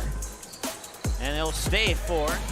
As that free throw's missed, but Sonnenberg got a rebound, and then it was stolen away by Abby John, and now there's a whistle and a foul, and I think the foul's going on Sonnenberg. And we will march down to this end of the court for free throws. So it will indeed be on Sonnenberg. It'll be her second personal, team's 9th. Next foul for Frazee puts Barnesville in the double bonus. Frazee already in the 1-and-1 bonus. Abby John to the free throw line. She made her first 3, missed her next 2, and made her next 1. We'll see how she does on this pair. Swish. So she'll earn herself another one as she makes the front half of a 1-and-1. 53-50, back to a one-possession game, 3:47 to go. Second free throw in. She makes them both, and it's a 2-point game. Vegan gets it up over to Larson. Larson now Sonnenberg. Sonnenberg bounce pass over to, couldn't see who that was. Tried to feed a pass down low, and there's a kicked ball. Who kicked it, though? Looks like Frazee kicked it. The basketball will go to Barnesville. So Barnesville with a chance to tie now, or potentially take the lead, but I don't know, if it was me, I would go for the 2-point and tie. You still got plenty of time to work with to try and get a lead. I say just go for the tie right now if you're a Barnesville fan. You let me know if you disagree with that. State your opinions in the chat. As long as you keep it respectful, that's all I ask. Here's Abby John, and stolen away. They got a nice pass into Abby John, but she was swarmed by 3 Hornets, no pun intended, and they took the ball away from her. Here's Eckert with it. Eckert bounced past Sonnenberg. Sonnenberg with 19 points right now. Eckert tried to get one in, and it's taken away by Abby John. 41 turnovers in this game, and we still don't have enough turnovers to decide a winner yet. That's normally not the case when you have that many turnovers. Usually it benefits one of the 2 teams, but that's not the case right now.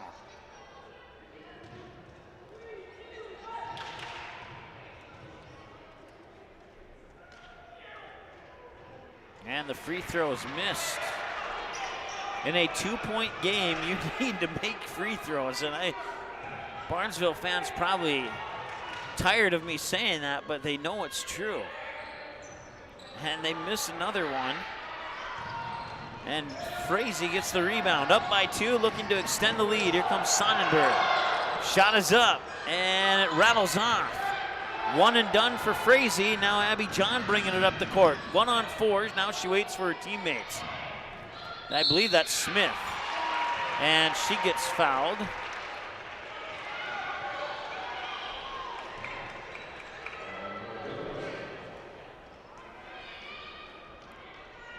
That is the 4th personal on Bryn Larson. Team foul number 10. Double bonus time here for the Barnesville Trojans. And they make the first one.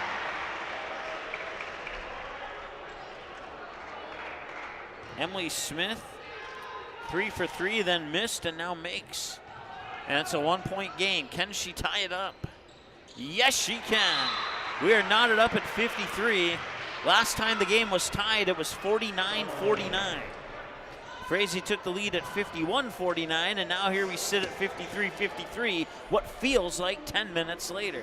We'll take another break. We'll be back in a moment here on the Magnitude Sports Network. Dean's Bulk Service C-Stores in Barnesville and Sabin are your stops for high-quality ARCO gas and diesel fuels, plus a car wash in Barnesville. Don't forget to pick up your favorite snacks and beverages as well. Dean's Bulk Service is your preferred choice for your propane, fuel, diesel, exhaust fluid, and IsoClean certified lubricants for your home, farm, and business. Call them 1-800-548-2799 or visit dbsoil.com to see what they can do for you.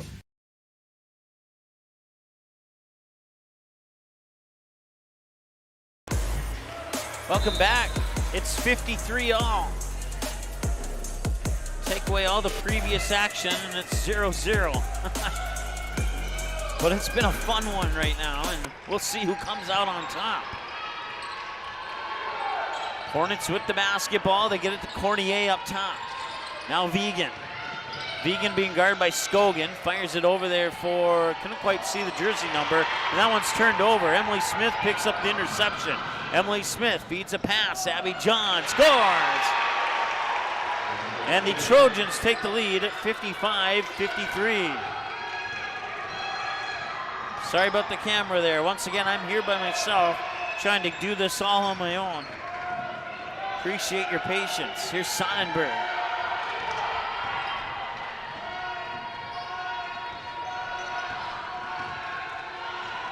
Hands it off there for Larson, who's playing with 4 fouls. Now back to Sonnenberg. Sonnenberg, I have her down for 2, and that's what they have her officially too as well. So down to the final minute. Frazee down 2. They feed a pass into Sonnenberg. Nearly lost it, but they regain control. Now they'll reset with Cornier up top. Cornier. And there's a foul on Barnesville. Team foul number 8, who's it on? It's the third on Kenzie Scogan.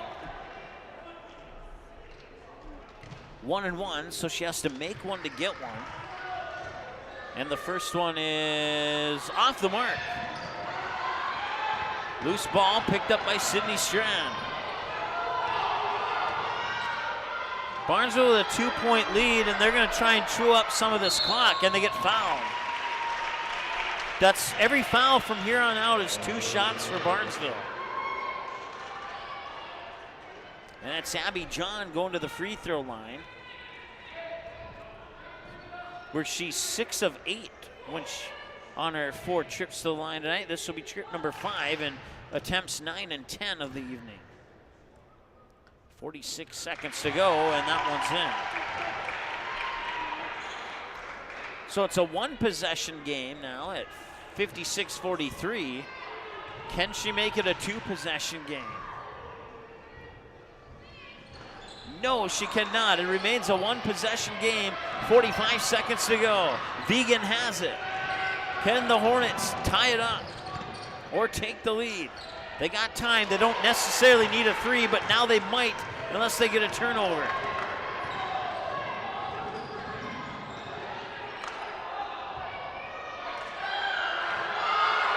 .24 and some Frazee fans yelling foul, and then they do.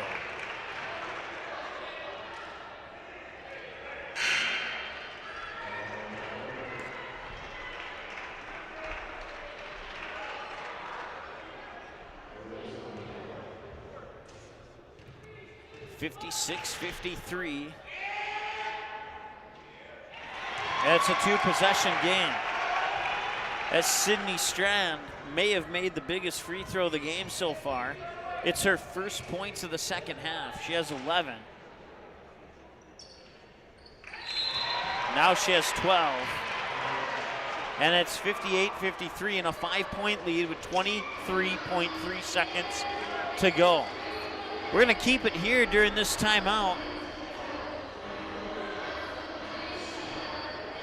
Get you an idea of, get you a look at both teams here. It's been a fun one so far.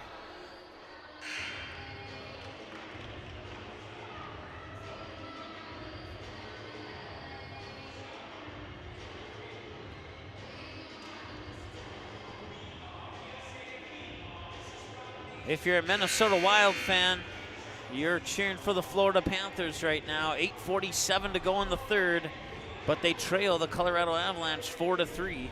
The Minnesota Wild are playing the New Jersey Devils. I don't have a score on that at the moment, but let's see if I can get one. I'll get one later here as we return to action now. 22 seconds to go. Sonnenberg has it. Into the paint. She can't get it to go, missed the shot, and now tied up. Possession arrow favors Frazee, 13.1. Frazee has another chance with the possession arrow.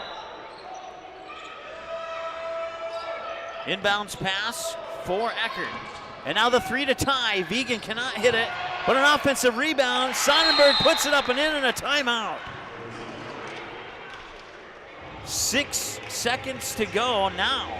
Let's take a look at that NHL scoreboard for you. And right now, the Minnesota Wild have a 1-0 lead over the New Jersey Devils with 11:50 to go in the first.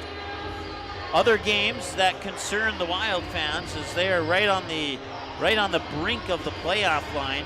Colorado up 4-3 with just inside 8 minutes to go in the game over Florida. So you're cheering for Florida if you're a Wild fan. Doesn't really matter what happens between St. Louis and Coyotes, but I suppose you'd want to cheer for Arizona, and they are up 2-0 on St. Louis right now, about midway through the first. Oilers defeated the Senators 6-3.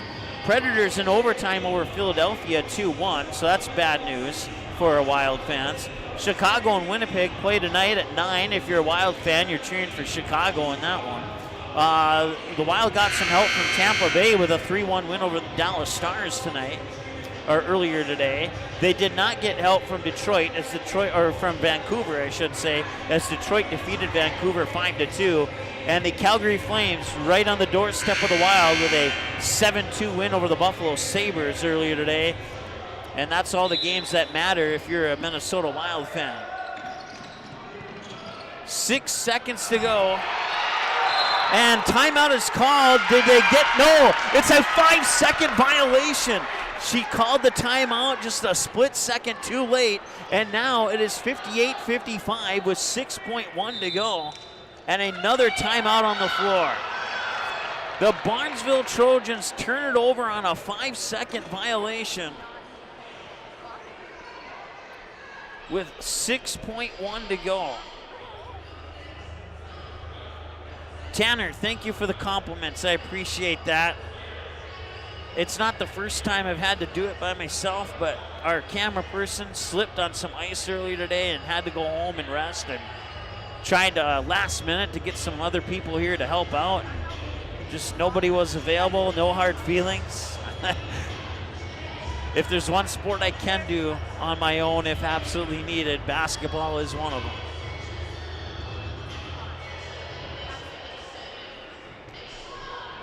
I want to say thanks to our sponsors, bringing you Barnesville Trojan basketball and wrestling this winter sports season, including Barnesville Senex, Ratzell's Pool Hall, Midwest Bank, Barnesville Booster Club, the Barnesville Takedown Club, the Pitchfork, Purple Goose Eatery and Drinkery, Four Hill Farms, Dean's Bulk Service, Willow Creek Insurance, Barnesville Drug and Hardware, Ball Green Construction, and Lee's Electric.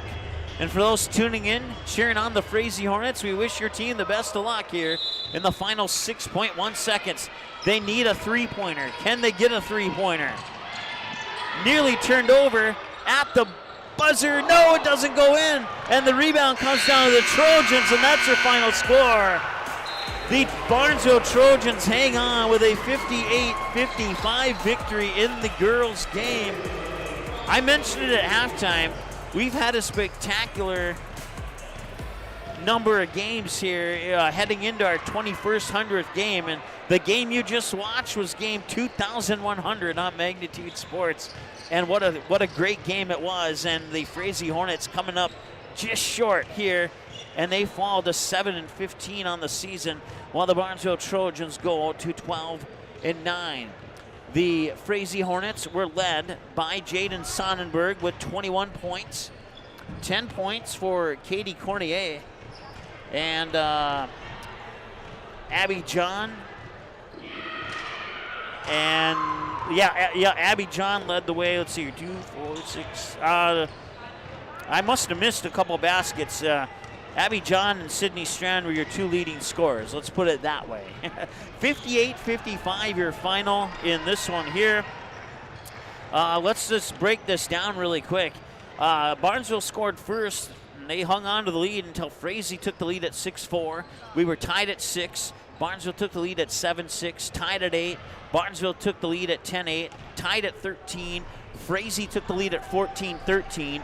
Tied at 17, Frazee takes the lead at 19-17. Tied at 19, Frazee takes the lead at 21-19. They would hang on to that lead until Barnesville tied it up at 30.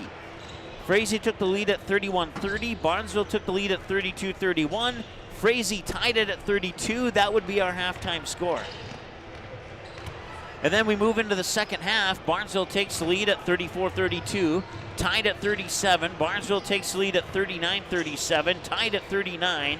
Barnesville takes the lead at 41-39. Tied at 43. Barnesville takes the lead at 45-43. Frazee takes the lead at 46-45. Barnesville takes the lead at 47-46. Frazee takes the lead at 49-47. Then we're tied at 49. Frazee takes the lead at 51-49. We're tied at 53. Barnesville takes the lead at 55-53. And Frazee had a couple of chances, and including a 5-second violation on an inbounds pass by Barnesville that gave Frazee one last chance, but they couldn't knock down that three-pointer they need, and they fall 3 points short this evening. That's just game one, folks. Let's hope game two lives up to the hype that the bar was set here with the girls here tonight. You don't have to do anything. All I want you to do is go to the fridge, get another Pepsi or Coke or Cherry Coke or Dr. Pepper or root beer or whatever it is you're drinking. Maybe toss a pizza into the pizza oven or grab some hot dogs and a chip and then kick back on your couch and relax. We'll get things reset for the boys' game, and we'll be back here in a couple minutes on the Magnitude Sports Network. Be right back. Hey, it's Mike with Magnitude Sports. Thank you so much for your support. It's been a blast these 5 years, and because of our sponsors and our YouTube members, you've kept this station rolling for 5 years, and now we've surpassed 2,000 broadcasts. That's 2,000 broadcasts, 2,000 streams of area high school sporting events, semi-professional events, youth sporting events, youth hockey, youth football. We've done a little bit of everything here at Magnitude Sports, and it's all thanks to our sponsors and our YouTube members. We'll tell you how you can become a YouTube member here in a little bit, but here's some of the moments, memories, and magic that has been captured on Magnitude Sports over the past 2,000 games, thanks to our YouTube members and our sponsors. It's like, I'm not 100% sure actually if I'm live right now, as I just got a notification that disconnected again. That one going to be popped up high by Feldner. That one has a chance and it's gone. Alex Feldner with the 2-run shot, and Davies takes the lead. 2-1 on the night, and it's Feldner helping her own cause with a 2-run home run. And she's going to head home with a big smile on her face as the Eagles take the lead for the first time today. He's seeing a little bit of history in the making here. Oh, how about that? And he did that on purpose, too. Highlight reel right there. Gage Anderson, assist off the backboard for the Moni dunk. Wow, that's pretty awesome. Wow. I mean, Cheyenne is just flexing their muscles right now. They are sign, sealing, and delivering, stamping. We are the team to beat here in the EDC. We are the team to beat here in North Dakota. If you're just tuning in, that is not a misprint. It is 77-37 here in favor of the Cheyenne Mustangs. Our scoreboard is working, and there's been a couple games where we've had trouble with it. Now it's 80-37. Jackson Moni hits another one. Let's count them up here while we have the opportunity. 1, 2, 3, 4, 5, 6, 7, 8, 9, 10, 11, 12, 13, 14 three-pointers for the Mustangs here in this contest. And we still got just shy of 7 minutes to go here. Label, screens. Working around nicely on the Here's Davis now. Davis taking it inside. Let's roll Davis! Dunk with the dunk, one. The Wright brothers may have been the first men to try. Davis has perfected flight. Absolutely unbelievable. Chance for one more at the line. That is a grown man dunk right there. How about that? Wow. Here's Bainbridge. Lost the ball and a chance for... At the buzzer, he scored! Zach Bregman on the layup! Off the turnover!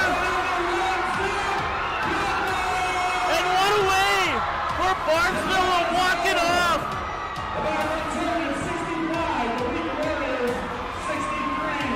Zach Bregman, the hero of this game! There he is! Nice show of sportsmanship. It's like, hey, we got to go shake the hands of the other team here. At 41, Fergus Falls had the ball. They lost it out of bounds, and now an opportunity here for the Pelican Rapids Vikings. Guler has it. 3 seconds to go. Guler with the ball. 1 second at the buzzer. It's in! And the Pelican Rapids Vikings on a shot by Matty Guler go to the state tournament undefeated at 29-0. 13 seconds to go. It's last chance here. Anna German. German shot on goal, deflected, and 7 seconds to go. Tatum, and it's in, and we're tied with 4 seconds to go. We are tied at 4-4. Game about a half a month ago. Oh, here come the Fusion the other way. Nice ball in towards Kamai. Kamai able to set it down. Kamai beating the keeper. Shot on the way, and Kamai scores. 1-0 for the Fusion, and it's Nozomu Kamai. Opening goal coming in the 11th minute of play. And it's 1-0 for the home team. Satter will collect the rebound. Back the other way quickly. Comes Satter and the Eagles. Satter will pick up his dribble. Hammond now near wing. Kicks it baseline for Cole Hage. Hage back out. Satter catch and shoot three. It rattles in. Satter will try again. And he nails it. Satter thought about the three. Now he steps back. Puts it up. In and one. He got it. Cole Hage outside Satter for three. Got it. Looks over at Satter. Now puts the ball on the floor. Gives it to Satter. Satter step back. Fifth three. Yes! 5 threes for Ty Satter. He has 15 points, all from behind the arc. Satter for another three. You betcha. He got it. Satter for three. Satter will try again. Top of the key. He got it. He's got 7 threes. Satter. Three, number 8. It's in. Ty Satter. He had 7 in the first half. That's his first of the second half. Hage. Satter. Free throw. Number 9. He got it. Ty Satter. Well, it looked like a free throw. At least he made it look like that. Satter for free number 10. He got it. 10 threes, 30 points from behind the line. He has 32 on the night. 3 for Ty Satter. Well, let's just see how many he can get here. Ty Satter wants the ball. He's going to maybe tee it up for 11th three. He got it! 11 three-pointers for Ty Satter. It's unbelievable. 35 points for Satter, and it's 75-37. Grayson Hammond. Now Van Dam wants to drive in. Kicks it out. Bits. Now Hammond in the corner. Hammond will drive baseline. Outside Satter. Step back three. Number 12. He got it! Satter. 7 in the first half and 5 so far here in the second half. Satter will head to the bench. Ty Satter has set a new Davies Eagles single-game three-point record with 12 three-pointers. That's pretty awesome. I will admit, that is pretty awesome. Congratulations, Ty Satter. Count will go to a ball and no strikes on Cole Hage. Hage at first base with some pretty good pop in his bat for a number 2 guy in the lineup. And he'll turn things around and bat from the right side. Hoganson out of the line, delivers 1-0. Curveball blasted to left field and deep. Back after it, Carolyn at the wall, it's gone. Cole Hage with a solo home run on the second pitch he sees, and Post 2 will take a 1-0 lead. We had just mentioned that Hage has some pop in his bat for a number 2 guy, and he got a fastball up belt high and just unloaded upon it. He was looking for that pitch, he got it, and all left fielder Zach Carolyn could do was take a couple of steps, look up, and watch it fly over the wall. 1-0 lead for Fargo Post 2 after their second hitter of the game. Kick coming from midfield here. Du Bois, the junior defenseman, will put the right leg on it and send it up right over the head of the goal scorer, Kramer. The Packers will try and clear it. Mustangs touch up on it. And a little bit of pushing and shoving there. No call. And now Bukestad will get around the defender. Bukestad with the left foot over the head of Pyle into the back of the net. And it's 2-0 Mustangs. First round EDC tournament game between the Mustangs and the Knights. Coming away with it here is Bukestad. Bukestad over! Pyle had her hands on it and it slipped through. And Bukestad scores her second goal of the game. We'll toss it in. Right inside the near corner here. Monger touches up on it, gets it to Bukestad with a shot, and it's into the goal! Bukestad sneaks it into the near post, and it's 4-0 Mustangs.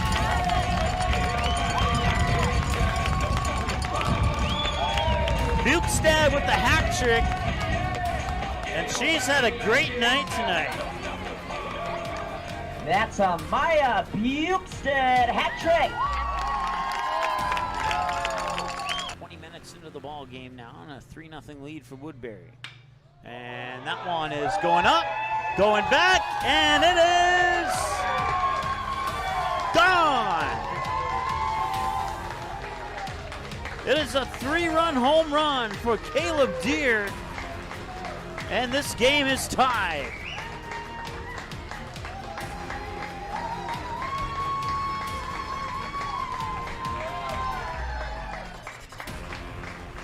Nelson sets up, low and away.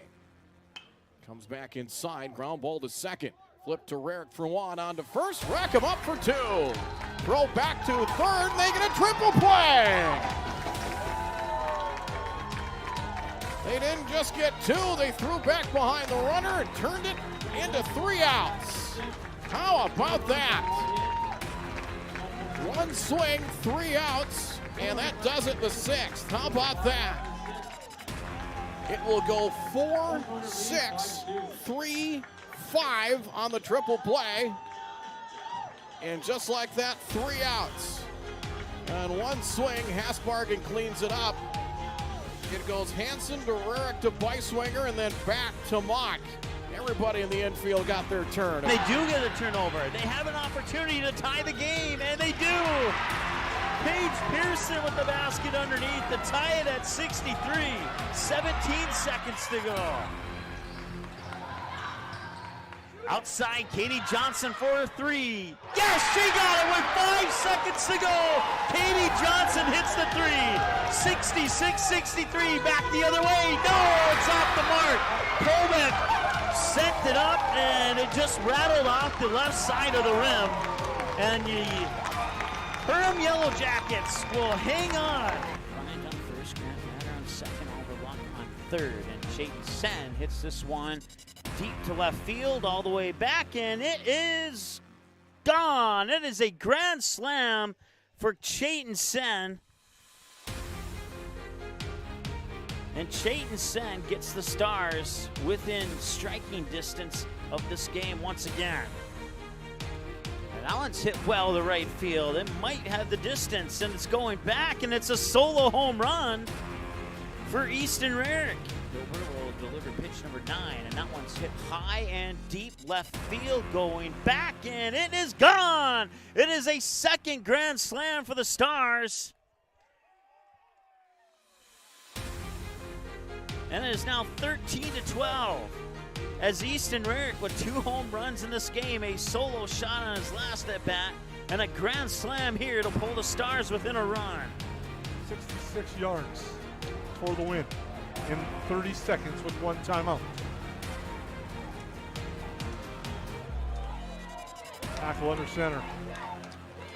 Rolls to his left. Plants, fires, pass, completes. Near sideline. Pitch and catch. Making the catch there is Josh Peterson. Has the first down to the 49-yard line. That play took up 5 seconds. Receiver left. Hackle and shotgun. Ball at the 48. Hackle fires right side, complete. The hook and ladder. Richter to his feet. He could go. Richter to the house. Touchdown Jackets. Levi Richter and the Yellow Jackets lead with 13.8 seconds to go. Touchdown Jackets. What a play. And the Yellow Jackets lead. Woo! Holy crap. They'll charge that as an error. At least I believe they will, to the shortstop.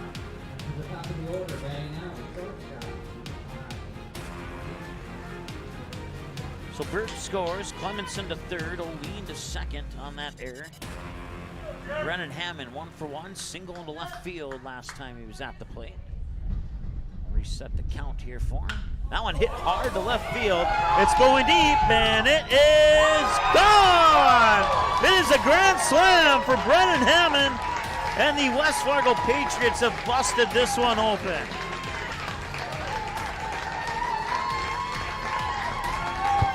Barnesville Cenex is your one-stop shop in Barnesville for gas, snacks, beverages, and more, including fresh Sandy's Donuts each day of the week. Barnesville Cenex has the Caribou Coffee Kiosk open daily as well. Don't forget, you can pick up automobile supplies, and Barnesville Cenex is your hunting and fishing license headquarters.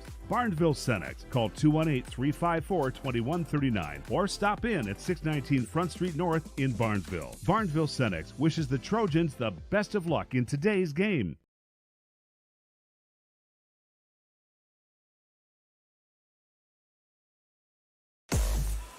All right, welcome back to Memorial Auditorium. Let's try that again. Memorial Auditorium here at the campus of Concordia College.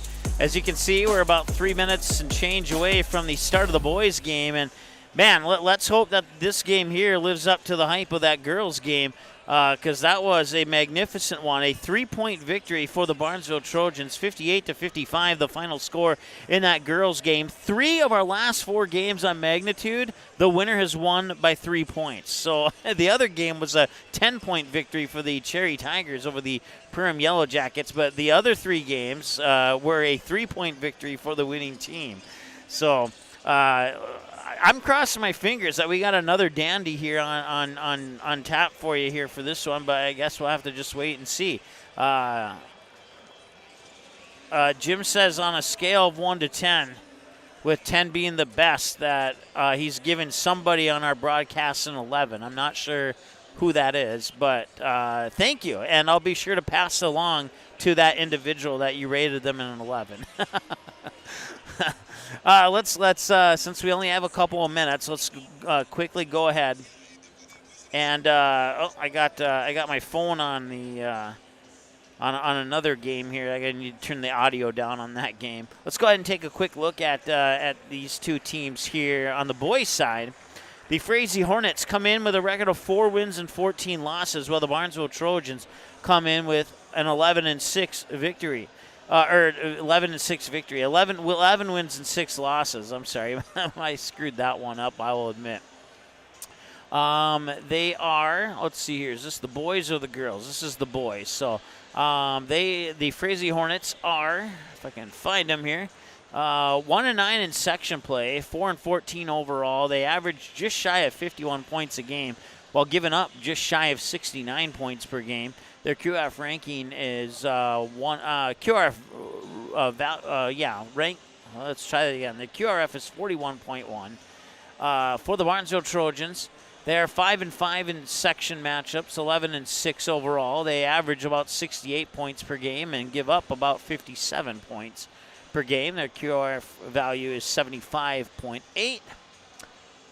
Both teams, no, I take that back.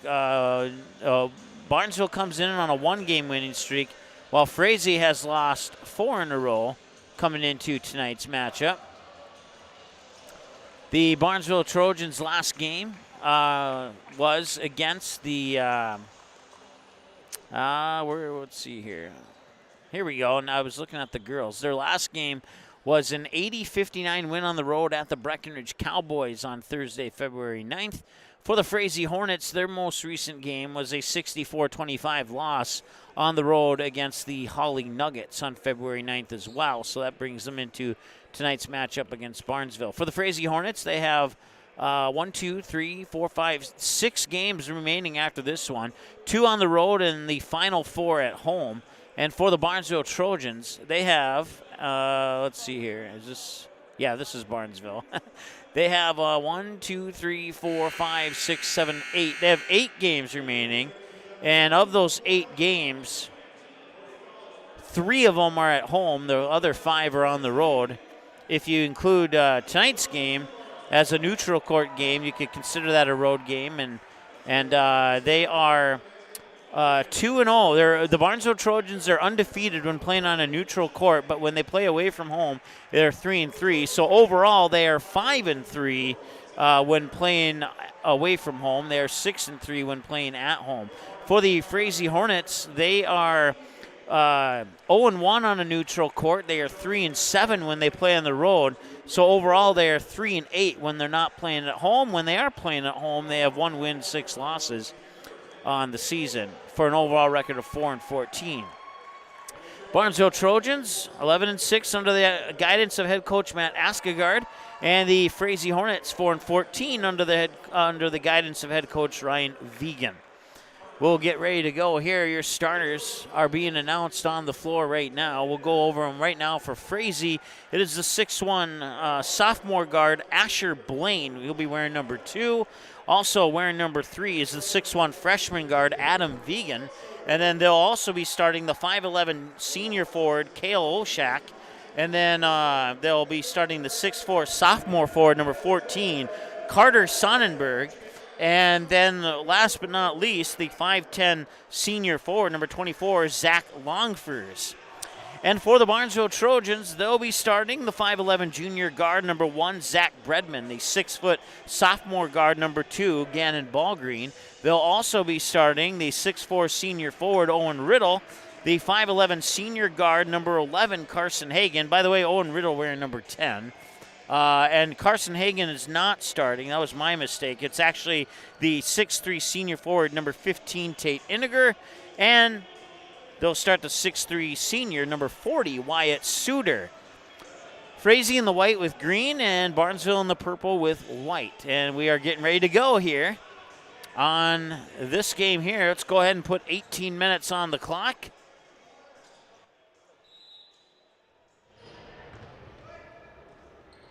And we are underway here in this one. I'll zoom in as soon as I get a couple more things taken care of in the background here. Although that kind of looks kind of cool. I kind of like that view. But we'll zoom in a little bit anyway here. All right, we'll go with that. The less I zoom in, the less camera work I have to do, and then the more I can focus on the other things. So inbounds pass from the baseline, catch and shoot. Iniger missed the 3, and it's out of bounds, and it'll go back to the Frazee Hornets.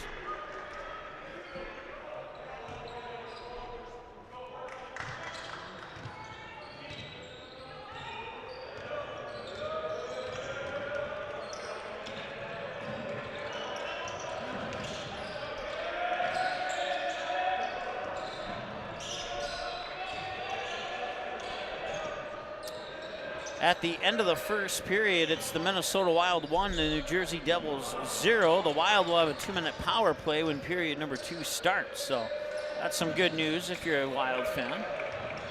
Back to action here. It's Oshak. Now a couple passes later, Longfors tried to pitch it in.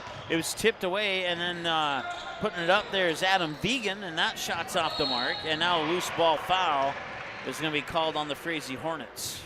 So it's a foul per side now here. Oh, no, it's not actually. It's just 1 for the Hornets at the moment. 16:54 and counting to go as bringing it up the court here for the Barnesville Trojans is Zach Bredman.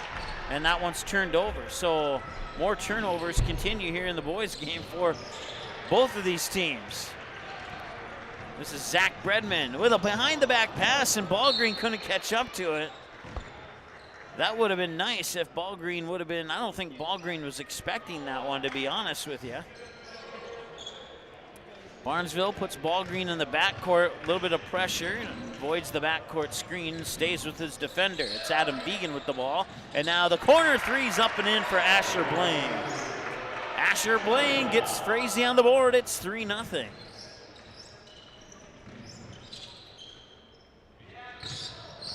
Nice pass down low, and it cannot be gathered by Suter, and it's another Barnesville turnover here at Memorial Auditorium here in Concordia College. Last time we were here, broadcasting a game at this venue, it was the final game for several months. I'm pretty confident we have another game coming up within several hours after this one concludes tonight. So we'll have Sunday off, we'll have Monday off, and then we're back at it on Tuesday here on Magnitude Sports. So I'll give our camera people some time to heal up. You can check out the complete schedule of upcoming broadcast by going to our website at magnitudesn.com, clicking on the schedule button. Now we have a foul on Barnesville, one foul per side. It's the first one on Gannon Ballgreen. Inbounds pass finds its way to Blaine, who has the lone points for the Hornets so far. And now Vegan will try for a shot. That one's off the mark. Iniger snags the rebound, fires it up court for Owen Riddle, but it's through his fingertips and out of bounds, and right back to the Frazee Hornets. 15:41 and counting to go here in the first half, as the Hornets will bring it up and over the timeline. Into the corner there for Longfurs. Longfurs will pass it up there for Sonnenberg. That's Carter Sonnenberg. And now corner pass, and now back to, I don't think he intended that to be a shot, and he made it somehow. There'll be a reach-in foul on Frazee. I think it's on Vegan. That's the second one for the Hornets. But they take a 5-0 lead here, as it is indeed on, oh no, it's actually being charged at Asher Blaine. So his first. Inbounds there for Suter. Suter, now Ballgreen will tee it up for a three. Swish, he got it. Again, and Ballgreen gets Barnesville on the board with a triple. It's 5-3 in favor of the Frazee Hornets here on the Rapsels Pool Hall scoreboard. There's a wild shot tossed up, and it will roll off, although the last wild shot went in. So and now looking for the lead. No, it will not go in, and the rebound is tipped again, and Ballgreen will chase after it, and he'll maintain possession for the Trojans. Pass into the paint. Bredman hits, and he got it. And we're knotted up at 5. We have our first tie in the boys game here at 5-5. And a steal, and Bredman diving, gets it to Ballgreen, and he has his shot roll off the rim. And the Hornets will get it back. Nice job by Longfors to be aware of where he was at on the court and where that ball was at. Longfors will have it up top. Get into the hands there of Blaine. Blaine with a little dribbler off the baseline, cannot get that one to go. Kind of a half hook shot almost. And a little too much mustard on that one. Here's Owen Riddle to the hoop, and he scores. Owen Riddle with his first basket, and Barnesville takes our first lead change of the game at 7-5 inside 14 minutes to go here in the first half. Up top, it's Sonnenberg. Sonnenberg to the hoop, and it rolls around and out. Oh, an unlucky roll there for Sonnenberg. He could have tied the game up. And now Iniger, I don't know how he didn't travel there, and he gets called for a charging foul. So team foul number 2, Iniger picks up his first.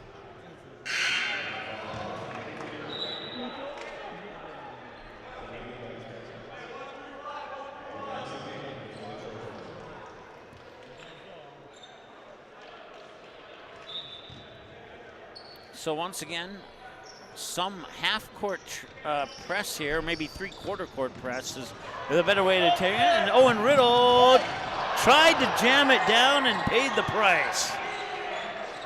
Corner 3 in. Carson Hagan. I'm trying to think if I've ever seen a Barnesville Trojan ever try to dunk the ball in the 4 years that I've been covering Barnesville. I don't think I have. I think they are 0 for 1 on dunk attempts now. This is just my personal opinion here, but like, I think if I was Owen Riddle, I would have tried a two-handed dunk. I mean, instead of a one-handed dunk. But it is what it is. We have a timeout on the floor. We'll be back in a moment here on the Magnitude Sports Network. Be right back. Barnesville Cenex is your one-stop shop in Barnesville for gas, snacks, beverages, and more, including fresh Sandy's Donuts each day of the week. Barnesville Cenex has the Caribou Coffee Kiosk open daily as well. Don't forget, you can pick up automobile supplies, and Barnesville Cenex is your hunting and fishing license headquarters. Barnesville Cenex. Call 218-354-2139 or stop in at 619 Front Street North in Barnesville. Barnesville Cenex wishes the Trojans the best of luck in today's game.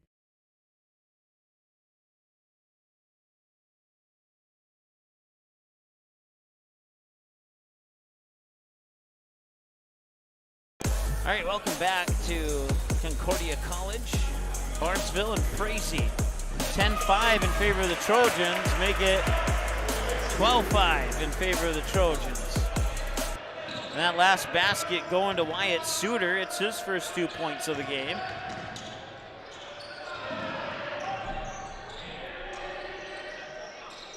And now working it down low, and it rolls around and out for Sonnenberg.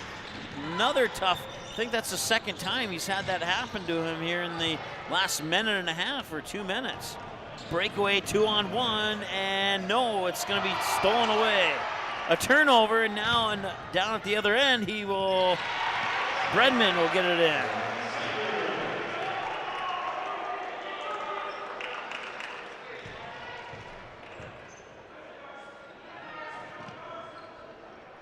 We'll stop our clock for a moment. Let the clock in the gym catch up to it. Here's Vegan up court now for Blaine. Blaine tried to loft one in for Sonnenberg, but it'll be turned over.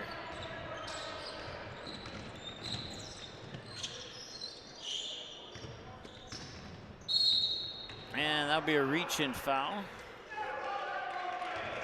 Team foul number 4 on the Frazee Hornets. So add one more to their foul count there.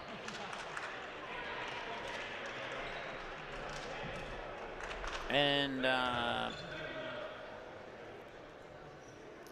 inbounds pass will come to Ballgreen. Hagen gets it to Iniger. Iniger looking for some help. Hagen up top. And did they lose it? Yes, they did, I think. They'll fight for it. And there's a foul. There's a foul on Barnesville. So there's a turnover, and then there's a foul on Barnesville. And that is the third team foul. And it is the first on Isaac Manaville, who's into the lineup here for the Trojans.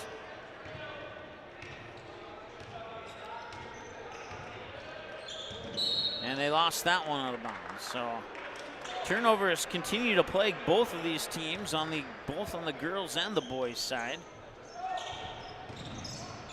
Here's Gannon Ballgreen, dishes it down to Manaville, and he scores.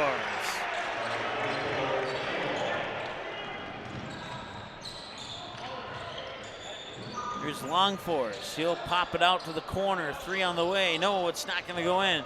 And the rebound is loose ball, and they'll get it to Owen Riddle, and this time he'll lay it in. After missing the dunk, he decided to just lay it in. 18-5 now as the Barnesville Trojans get out to a quick start. And that'll be a hacking foul on Tate Iniger.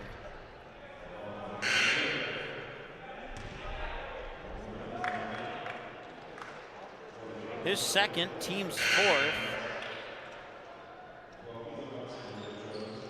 Both teams have 4 fouls now at 11:01 to go here in the first.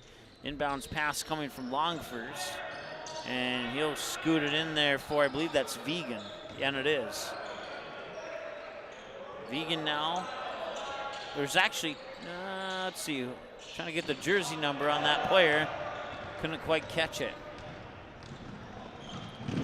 Oh, and that's going to be a charging foul on Ballgreen. Team foul number 5, and if Frazee can take advantage of anything, it's going to be these fouls that Barnesville's collecting right now, and we have a timeout. Timeout on the floor. It's 18-5 in favor of the Barnesville Trojans here on the Ratzel's Pool Hall scoreboard. We'll be back in a moment. Your family, your friends, our community. At Midwest Bank of Barnesville, these cornerstones of family, friends, and community is the very heart of Midwest Bank. Whether it's help in expanding the family farm, building, remodeling, or purchasing your new home, or supporting our local schools, Midwest Bank is here because you are our family, you are our friends, and this is our community. Midwest Bank, banking your way on South Front Street, Barnesville. Member FDIC and equal housing lender. Auto Owners protects your home. Because, well, somebody should. That's simple human sense. Call, text, email Jack, Rhonda, or Terry with questions and get a quote today.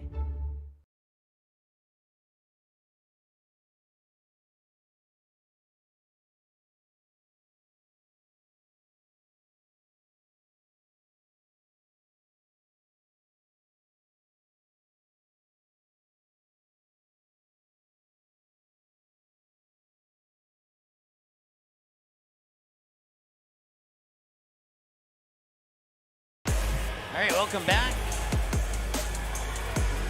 Mike Mason with you here on the Magnitude Sports Network. Frazee ball out of the timeout. They trail the Trojans 18-5 here with about 8 minutes gone in the first half.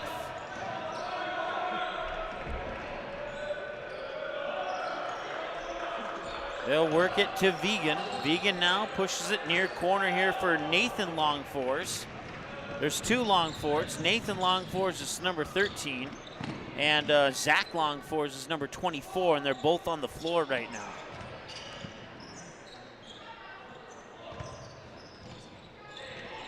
And Barnesville will miss another one, and now Zach Longfors will get the rebound. 10:05 to go here as Vegan brings it over the timeline, spins it over to Blaine. Blaine with a bounce pass back to Vegan, and Vegan back over to Blaine.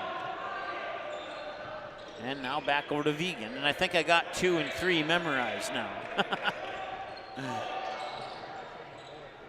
Vegan looking for some help as he's triple teamed. Somehow he stayed on that pivot foot, which was really impressive. Blaine for a 3, no, it will not go. But an offensive rebound, and did he traveled. Thought for a moment he stepped out of bounds, but he traveled.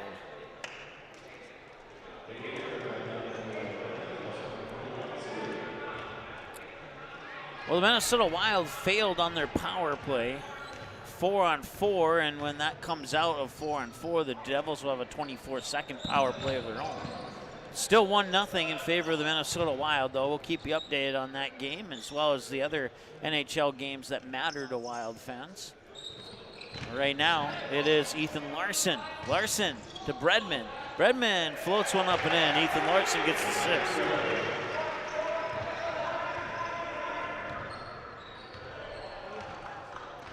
(20-5) as we approach the halfway mark of the first half.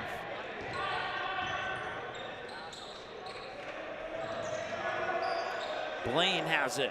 Works into the hands of Zach Longfors, and Longfors goes down low there for Kale Oshak, and his shot is off.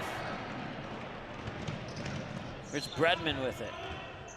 Bredman floats a pass. Larson quickly over to Ballgreen, maybe? I know he lost it out of bounds, but was it Ballgreen? No, it was not Ballgreen. He's not on the court right now.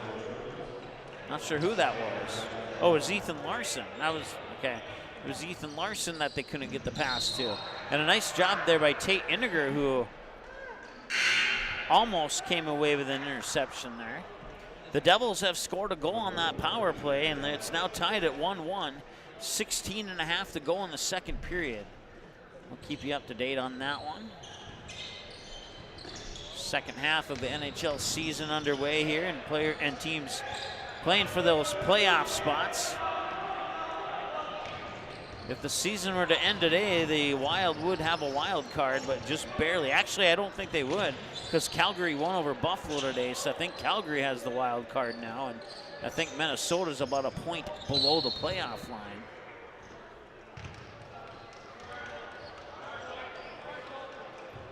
They're actually 2 points. I just looked it up. Calgary has 60, Minnesota has 58. So Minnesota needs to win that game tonight. And it's turned over. How about that? Bounce pass there for Adam Vegan, and he scores. Nicely done. 20-7 now here as we approach 7.5 to go in the first half. Bredman gets a pass down low to Wyatt Suter, and he scores. Bredman with the assist.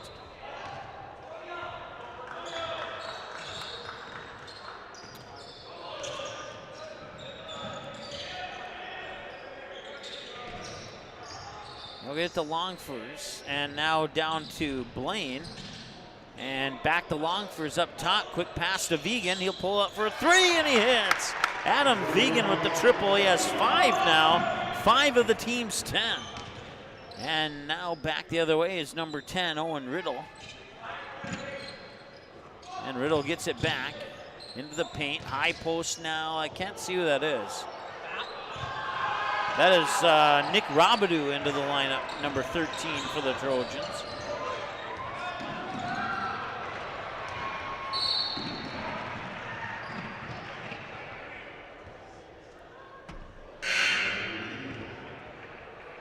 That is team foul number 6 on the Frazee Hornets.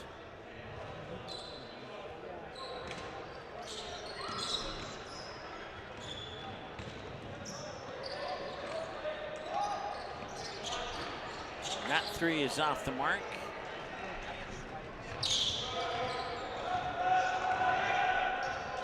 Both teams 2 of 5 from behind the arc. That's 40%.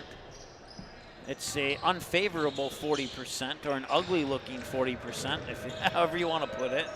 And it's turned over again. There's Bredman up top for Suter. Suter, 1 dribble, Iniger, and 1. He got it.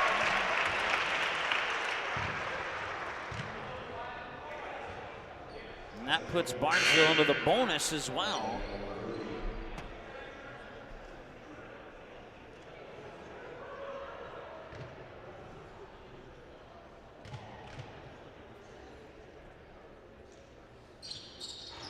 And that one is in and out, but the rebound for Riddle is up and in.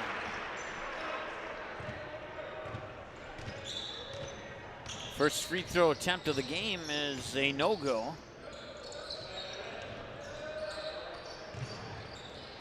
And that one's taken away. Bredman brings it back the other way before I could even write down the missed free throw, and Riddle scores. So when Riddle gets a basket, Iniger has a missed free throw, and now a hand on the camera, and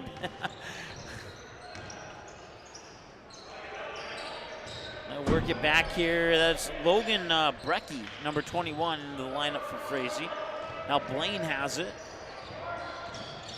Blaine will shake a couple defenders, put a shot up and in. Nice job there by Asher Blaine. He has 5 points. Adam Vegan has 5 points. Connor Sonnenberg has a bucket, and that's your 12 for Frazee right now, but still down a big chunk with a lot to go, and there's a shot up and in. And I think we have a timeout on the floor. We're gonna catch our clock up, so we're gonna keep it here for this timeout. Want to thank our sponsors, including Barnesville Senex, Lee's Electric, Ball Green Construction, Ratzo's Pool Hall, where they're hosting a live watch party of the 2 games today. Midwest Bank, Barnesville Drug and Hardware, Willow Creek Insurance, Barnesville Booster Club, Dean's Bulk Service, the Barnesville Takedown Club, Four Hill Farms, the Pitchfork, and Purple Goose Eatery and Drinkery, proud supporters of the Barnesville Trojans, and if it wasn't for them, we would not be here today. We would not be here at any of the other games. So we certainly appreciate their support to make that possible.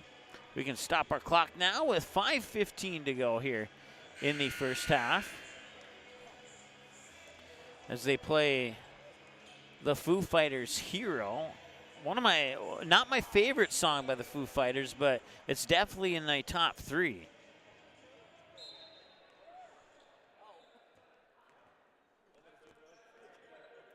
All right, back to action now.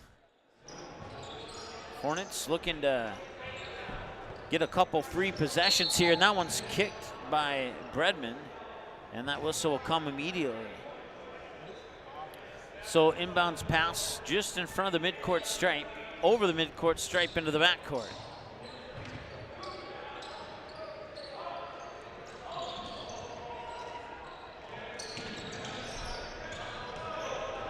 And that loose ball swatted around and back the other way. Come the Barnesville Trojans. He'll shake, and he will roll, and he will fire, and he will connect. Carson Hagan has 5. And that's a nice spin and an offensive rebound there by Carter Sonnenberg, who scores again. And that loud bashing sound effect you just heard was Gannon Ballgreen missing a 3-pointer. Actually, it's me dropping my pen. If you're just joining us, although I know a few of you probably know already, but if you're just joining us here, our camera person got injured today, so I'm here alone. I'm doing stats, I'm doing the camera, I'm doing the announcing, I'm doing the clock start and stop, I'm doing the points, I'm doing the fouls, I'm doing the turnovers, I'm doing the missed shots, I'm doing the bonus, I'm doing the possession arrow, which currently belongs to the Trojans.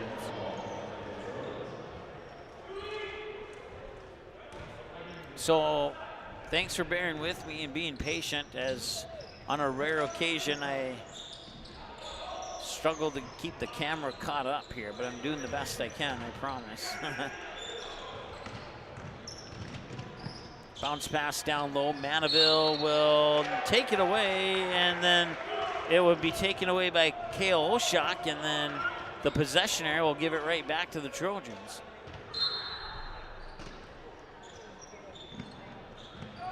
Inbounds pass, and it's taken away.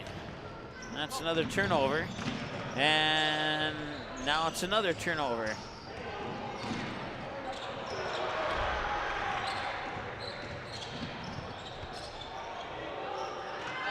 And another turnover. Okay, I'm going to zoom out on the camera a little bit. And that is a basket by Adam Vegan. He has 7 points now, according to my numbers. 3 from Hagen. It's in! Carson Hagen with 8 points on the evening. 3 minutes to go here in the first half. 35-16.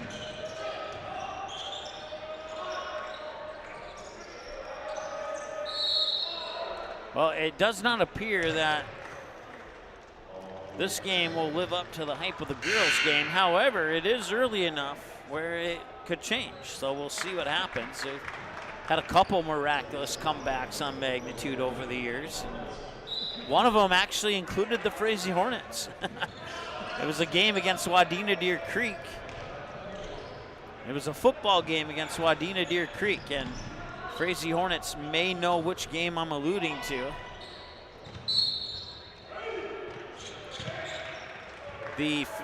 It was during 2020, and they moved a bunch of games to Moorhead High School on the turf field. Matter of fact, they played, I think it was 3 games back-to-back or 4 games back-to-back, and we had all 3 or 4 of those games here on Magnitude.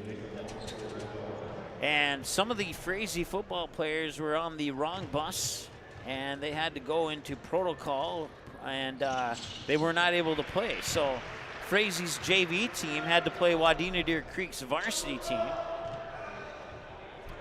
And Wadena Deer Creek was, I think they were up by like 25, 30 points at halftime. I mean, they were just absolutely taking care of business against the Frazee Hornets. Somebody chimed in on the chat that the Hornets should run it up the middle, and it was one of the varsity players who was watching the game since they couldn't play it. And I said something over the broadcast that somebody said they should run it up the middle, and all of a sudden Frazee started running it up the middle, and the Frazee JV football team forced overtime against Wadena Deer Creek and actually won that game in overtime. So that's one of the crazy comebacks.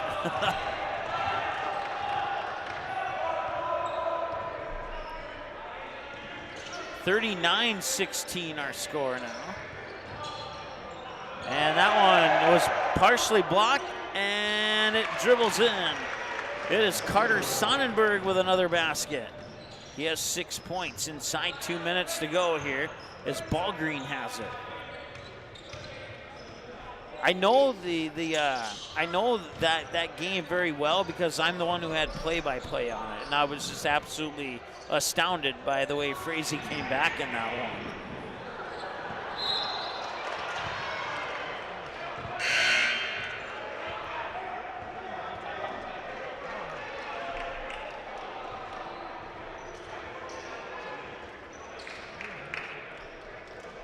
.125 to go here in the first. 39-18. And Frazee brings it up the court. They'll fire it over to Blaine. Blaine looking around, and he traveled.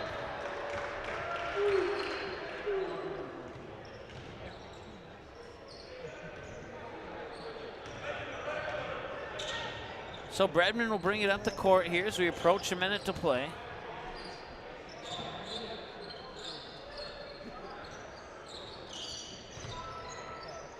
Cross court, Ballgreen. Ballgreen, jab steps in and now fires a pass to Bredman to Suter. Suter for Owen Riddle, and he scores again. Something tells me Owen Riddle wants to dunk it, but after that failed dunk attempt, he is just going to make sure he collects the points.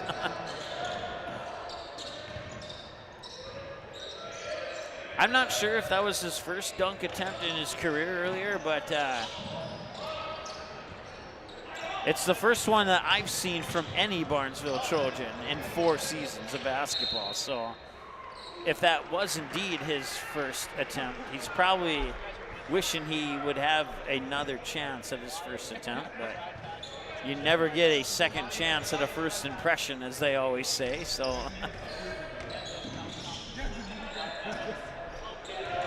and that one's turned over again. Ballgreen brings it up court with 4 seconds to go.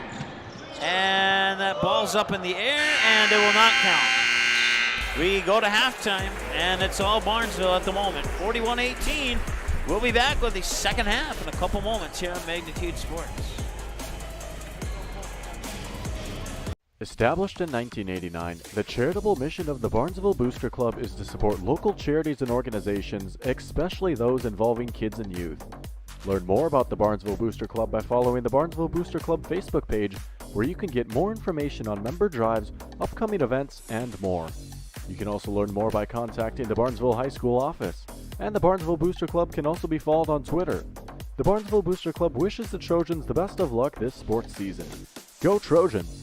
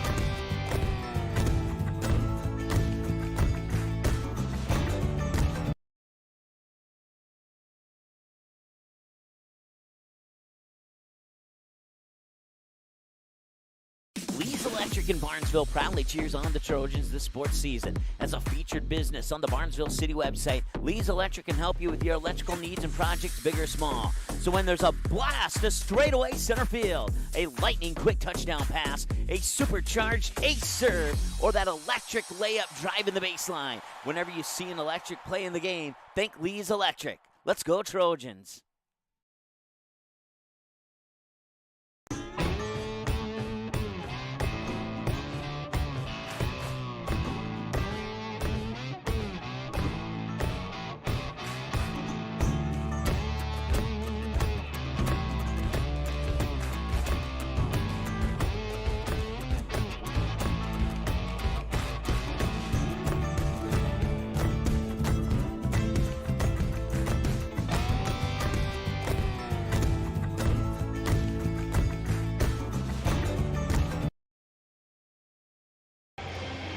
All right, welcome back. I'll turn that down. I love the song they're playing from Nirvana, but YouTube hates the song, so we'll turn it down. I might take one of my earmuffs off so I can hear it, though, and kind of jam out in my head while we go through these stats. 18 of 26 shooting for the Barnesville Trojans, with 8 of those attempts coming from behind the arc. They've connected on 4 of them. 2 of them belong to Carson Hagan. One more belongs to Gannon Ballgreen, and one more belongs to, I forgot to write it down. We'll figure it out, I promise. And then 1 of 2 from the free throw line. 5 fouls, and that's correct, and total turnovers 10 in that first half for the Trojans. 41 points for the Trojans in the first half. They rack up like this: 8 for Zach Bredman, 3 for Gannon Ballgreen, 10 apiece for Owen Riddle and Carson Hagan, 4 for Tate Iniger, 2 for Isaac Mandeville, and 4 for Wyatt Suter. You add those all up, that comes to 41. For the Frazee Hornets, 8 of 15, with 5 of those 15 coming from behind the arc. The 2 3-pointers, one belongs to Asher Blaine, the other one to Adam Vegan. No free throw attempts in that first half. They committed 7 fouls and turned the ball over 13 times. And it's 41-18. On the individual side of the scoring, 7 for Adam Vegan, 5 for Asher Blaine, 6 for Carter Sonnenberg. You add those up, that comes to 18. And that is your Ratzel's Pool Hall scoreboard halftime stats here on the Magnitude Sports Network. You can check us out online on our website at magnitudesn.com, on the social media Big Four at MagnitudeSN on YouTube, MagnitudeSN on Twitter and Facebook, and Magnitude Sports on Instagram. If you go to our website at magnitudesn.com, click on the schedule button, this will pop up here, and you can get a glimpse of what's coming up here on the Magnitude Sports Network. Now, we have a game tomorrow, or at least I should say I have a game tomorrow. It's, to the best of my knowledge, not going to be on Magnitude Sports, but if you go to Fargo Youth Hockey Association on their Facebook page, the puck will drop at 2:15 for the Skirt B International game, and yours truly, Mike Mason, will be the play-by-play announcer on that Skirt B International Hockey Championship game. I'm looking forward to that. Hockey is one of my favorite sports, not only to watch, but also to do play-by-play on. And then back to basketball on Tuesday, a doubleheader for you on Tuesday. Valentine's Day, the Perham Yellow Jackets will host the Park Rapids area Panthers. I'll have the call on that one. And Chris will be at the Barnesville game as the girls take on Norman County East Sealing Hitterdall.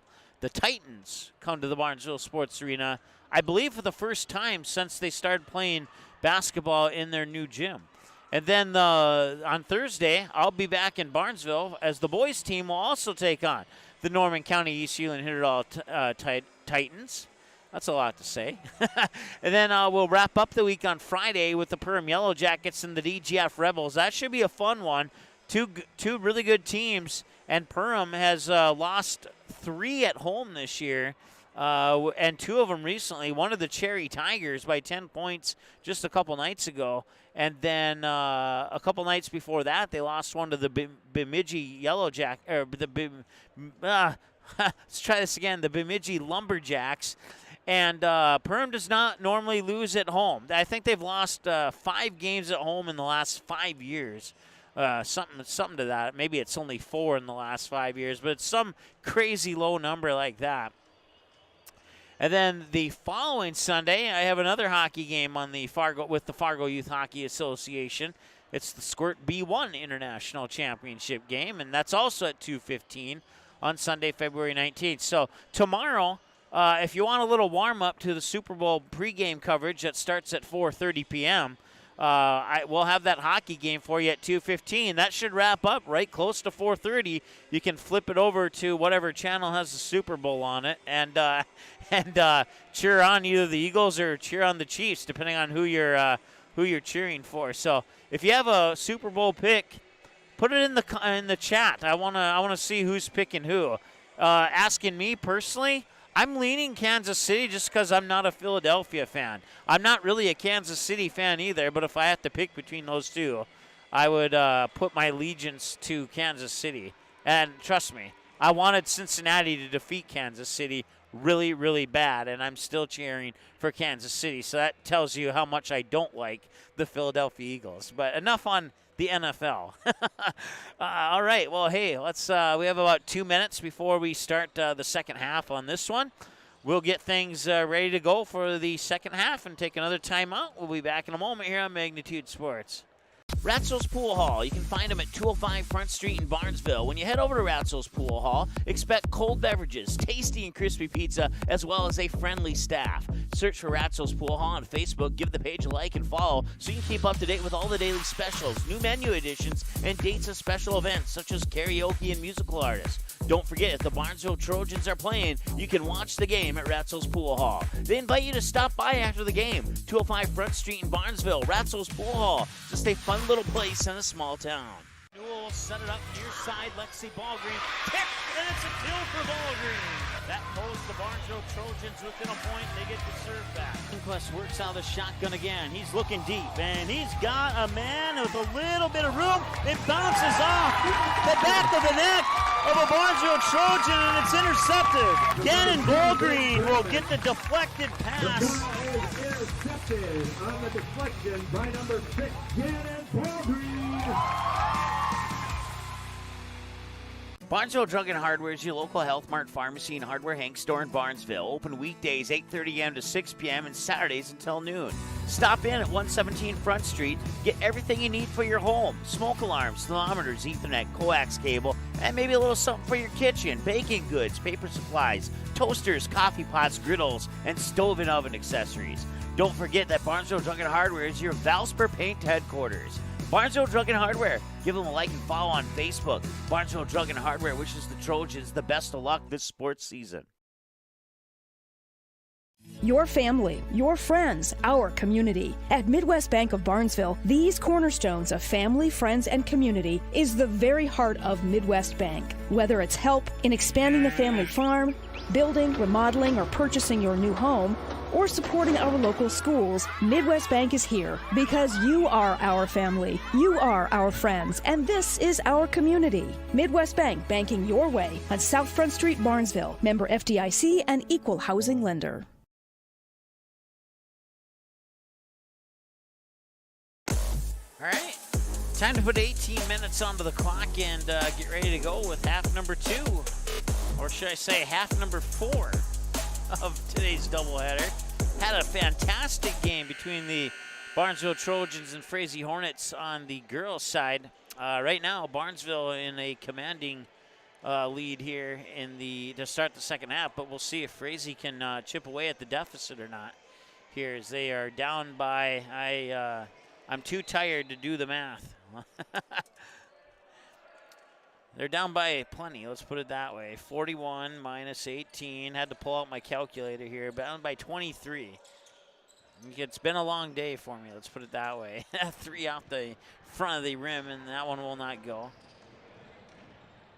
And there's your updated numbers. And now let's add 1 more missed shot, and let's add 2 more missed shots, 3 more, 4 more, 5 more, and another offensive rebound. 6 more missed shots, and now Frazee has the ball, and I can get 6 missed shots entered in without freezing up our software here.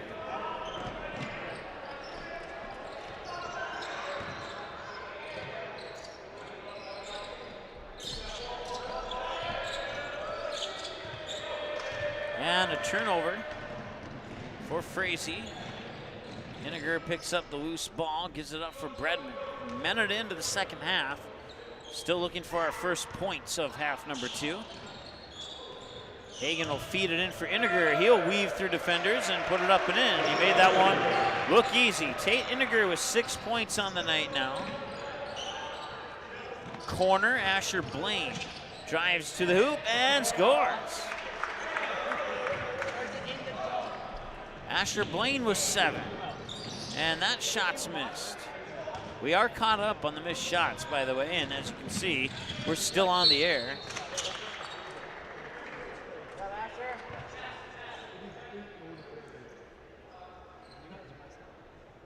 A little shout out to Nick. And if Nick is watching, which I'm not sure if he is or not, he knows exactly why I shouted him out just now. Missed shot there, and Henniger will snag the rebound. And Henniger has it up top, fires it over to Bredman. Bredman puts the ball on the floor, 1 dribble down low, and that shot will be missed. And I think that was Ballgreen on the missed shot. Calling the game off my monitor because that's the only way I can keep the camera on pace right now.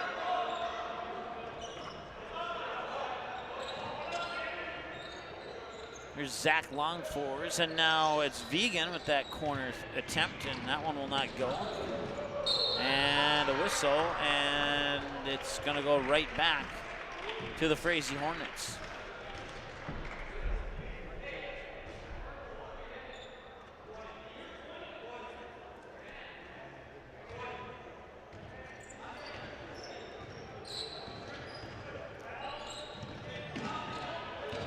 Here's Blaine with it, and now give it up for Oshak.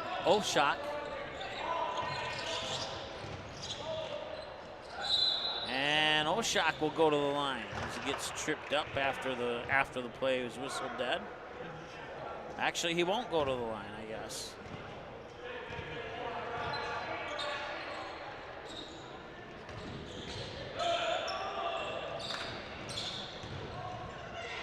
And they tried to get the pass to Suter there as Bredman trying a little magic. And I guess you could say that they can afford a couple plays like that.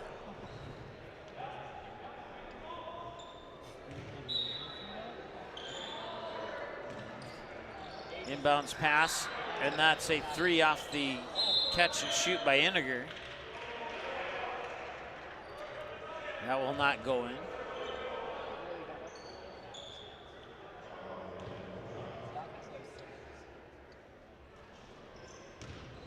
And they'll fling it out for Riddle. And now Ballgreen. Oh, he gets rejected there by Carter Sonnenberg, the 6'4" sophomore, with a 4-inch height advantage on Gannon Ballgreen, who only stands 6 feet. But a couple of sophomores battling there, and Sonnenberg got the best of that battle. That 3's up and in. Sonnenberg looked like the Empire State Building on that block shot right there. 3 on the way. That one rattles in. Zach Longfurs with his first basket of the night. Back the other way, Ballgreen scores. I have him down for 5, and he should be down for 8.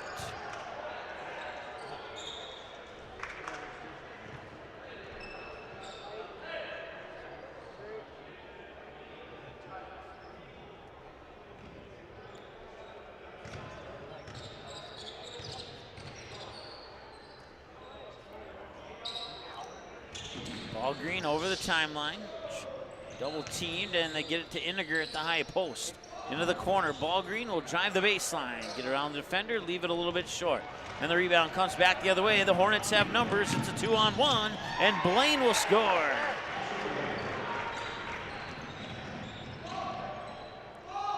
And now Ballgreen with it in the corner. Ballgreen may have gotten away with the travel, may not have. Here's Iniger. And that one left short. Spins off the rim.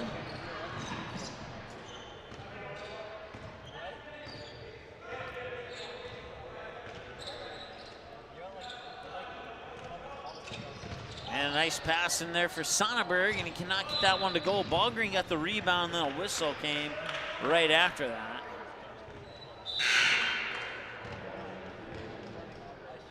Fouls are 2-1 in favor of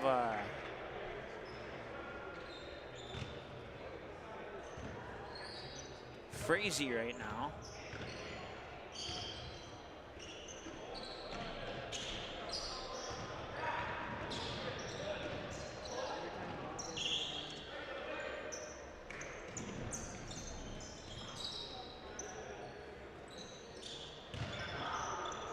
Iniger gets it to Riddle. Riddle jab steps back at near the top of the key. Suter at the baseline thought about it. Now they feed it back up top. Now into the corner, Riddle has it again. Riddle has it poked out of his hands by Cale Oshak. And that one's stolen away. And to the hoop, it'll be popped out of his hands.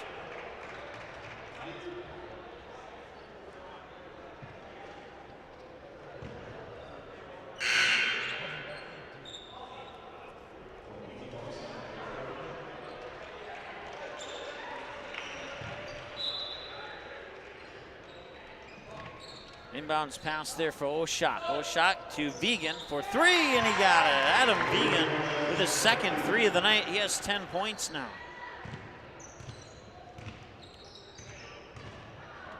Should be 48-31.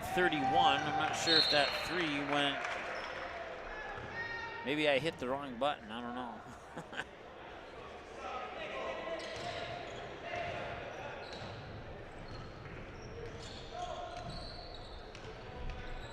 12:25 and counting to go here. So they work it to Oshot. And now inside it's Sonnenberg, and he gets fouled. It's been a while since anybody's fouled anybody, and he's going to earn himself 2 shots for that particular foul. Now both teams have 2 here in the first half. Or in the second half, I meant to say. And the first one is up and in. Carter Sonnenberg. If you're watching between the girls and boys game, we did our highlights promo, and well, Frazee Hornet makes it into that highlights promo. If you go to our YouTube channel and look up Magnitude House of Highlights, the playlist, you'll see a game between Frazee and Breckenridge that we did. I think it was last year, no, 2 years ago, I believe it was. And the 5'9" junior, back at that time, he was a freshman, Alex Helmers. He wears number 12. I haven't seen him on the court yet, but he made it onto the Magnitude House of Highlights with a just shy of a full court shot that went nothing but net at the end of the game against Breckenridge. At that point, Frazee already had the game won.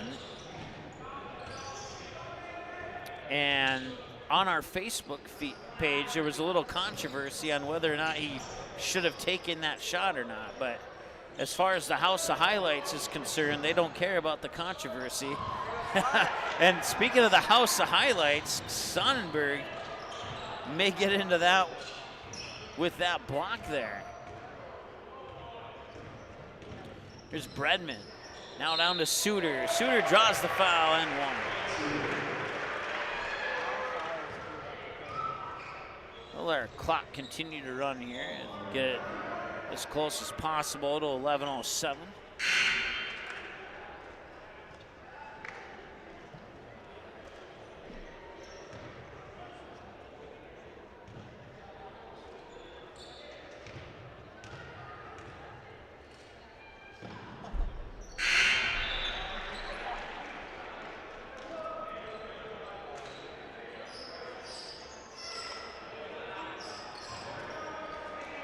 (53-30) is your official score there.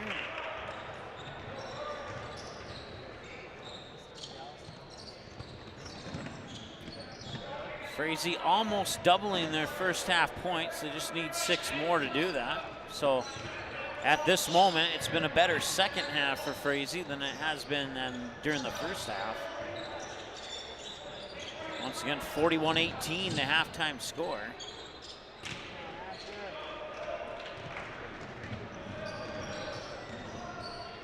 And if you take away the first half, Frazee leads this one 12-11. That one finds its way out of bounds.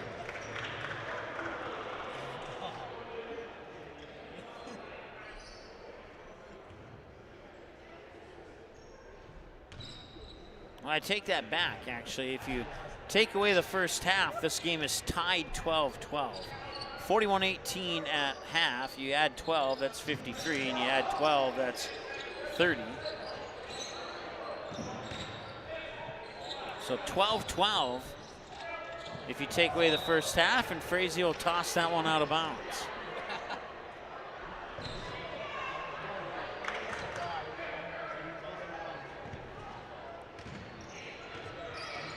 .10:03 and counting to go here in the second half as Ball Green will get it to Iniger. Iniger will pivot around on that left foot and get it to Ethan Larson and back into Iniger. And now corner 3 on the way is off the mark. But an offensive rebound. Ball Green dishes it down to Ethan Larson.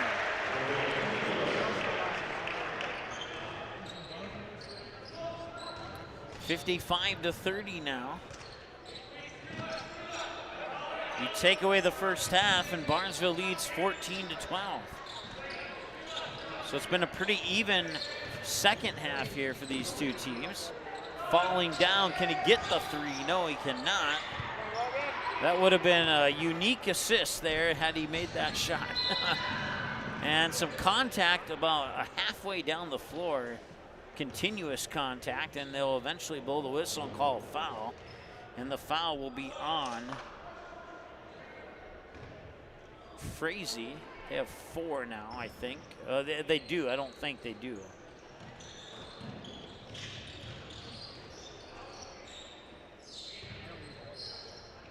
And that one's turned over. 2-on-2 back the other way, and he cannot get that shot to go. The follow-up will not go. And Integral will get the rebound, drive it out to Larson, who brings it up court. Larson will get it up top there for Carson Hagan, and we have a timeout. Substitutions for both teams coming up here. 8:46 to go, 55-30 in favor of the Barnesville Trojans. We'll take a short timeout, be right back. Newell will set it up near side, Lexi Ballgreen. Tipped, and it's a kill for Ballgreen. That pulls the Barnesville Trojans within a point. They get the serve back. Quest works out the shotgun again. He's looking deep, and he's got a man with a little bit of room. It bounces off the back of the neck of a Barnesville Trojan, and it's intercepted. Gannon Ballgreen will get the deflected pass. The ball is intercepted on the deflection by number 6, Gannon Ballgreen.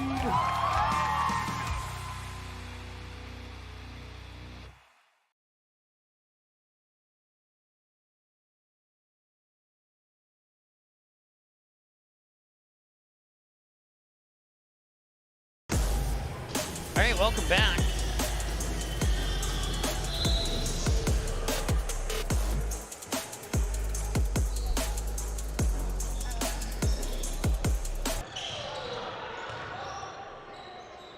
And Integral gets the point, and he draws the foul. I'll stop the clock with 8:35 to go. That's the 5th foul on Frazee. Integral with 2 points, and he'll make it a 3-point play. 58-30 our score.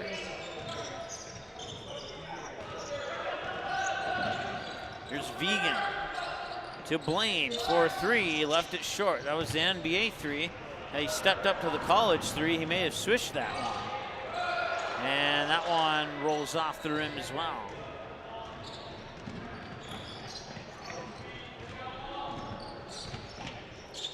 Here's Blaine once again, and he gets that one to roll around and drop in. 58-32, 8 minutes to go here in the second half. Ballgreen with the ball. Ballgreen will fire a pass over to Riddle, quickly down to the baseline there for Wyatt Suter, and that one will not go. Frazee trying to transition, and now Owen Riddle will get a block shot on Asher Blaine. Ball go out of bounds. Stop the clock with 7:43 to go here in the second half.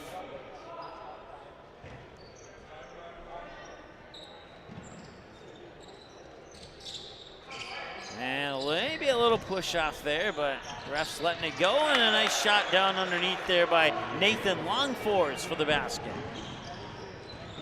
58-34 now as Ballgreen will get the pass from Bredman up to Riddle now, back to Bredman on the baseline, and Ballgreen will pull the trigger on a 3, and he got it. If this was hockey, you'd give 2 assists on that 3-pointer by Ballgreen, but it's basketball, so you only give 1. That's maybe why I like hockey, because you get... All right, welcome back. Apologize for the little freeze up there. You missed one no, I take that back. Now you've missed 2 baskets. Our score is 63-36.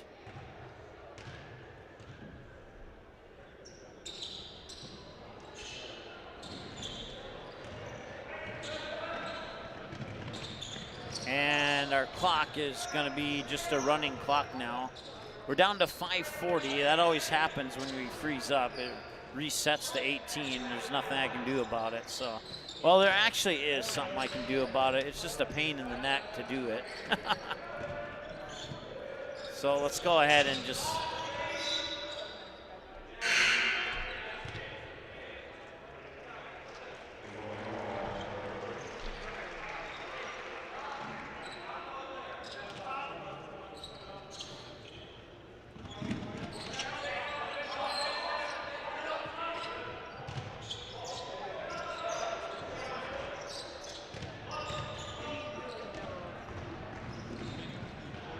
All right, now we'll start our clock. 5:07 to go here in the second half.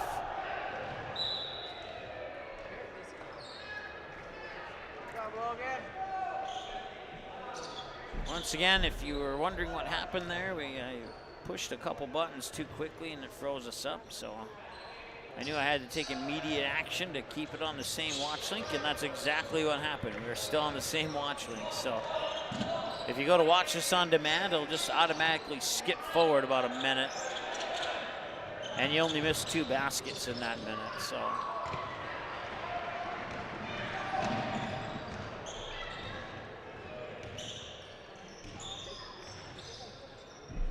(63-36). It was 61-34 when we froze up.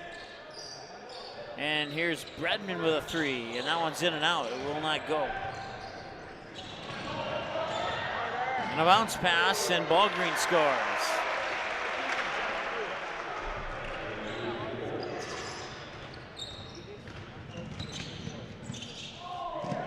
That shot's up and in. That is Adam Vegan with 2 more. 65-38, 4 minutes to go. 3:55 and counting. And a turnover for Barnesville.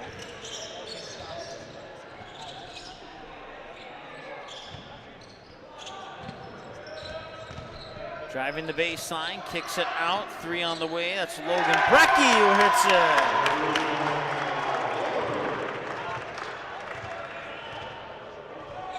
65-41 now.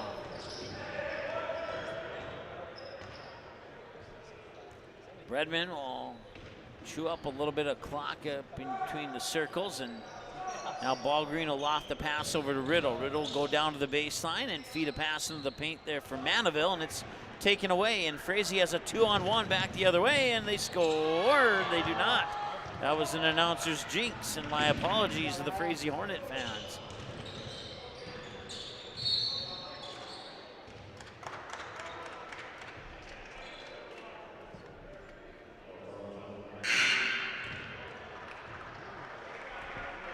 We have some substitutions now here for Frazee. Actually, we do not. We have Adam Vegan going back to get a drink of water. That's it. He looked like he was going to the bench, and then he came right back out after getting some fluids in him. Missed that free throw, but the follow-up's up and in for Tate Iniger. That's 67-41. Logan Brecky with it. Or he had it until he passed it to Cale Oshak. Now up top, Vegan. Feeds it in there for Longfords. That's Zach Longfords, number 24. And I think that shot would have been blocked had he gone up to try and take it. And now it's turned over. And that's going to be a foul on Frazee. Let's see, I think fouls should show 6. Actually, they should show 9. Let's see if they do or not. Nope, they got stuck on us, so we will add a few more fouls here. 9 for Frazee and 2 for Barnesville. 67-41 with 2:20 to go, and the free throw is up and in from Zach Bredman. Bredman with 9 points, a chance to hit double digits if he can connect on this one, and he does.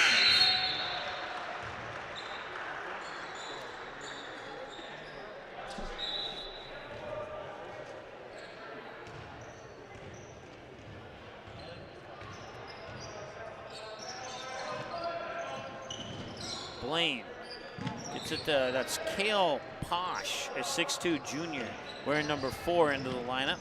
Also, let's see, anybody else new in there? Drew Meckelson, 5'10 junior forward, wearing number 11. That 3 is off the front of the rim. And the number 30 is Gage Post. He is a 6-foot senior. Those are your new faces for Frazee. You also have Nick Robidoux, number 13 for Barnesville. He's a 5'4" sophomore. He's into the lineup. And now they'll send in Andrew Ehlert, number 23, will check in right now. He's a 6-foot senior. And this is Aaron Baker, a 5'8" senior at the free throw line. And he makes it.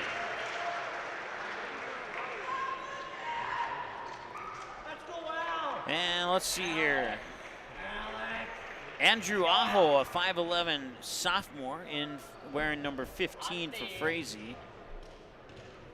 And number 22, I don't have number 22 on my roster for Frazee. I'm not sure who that is.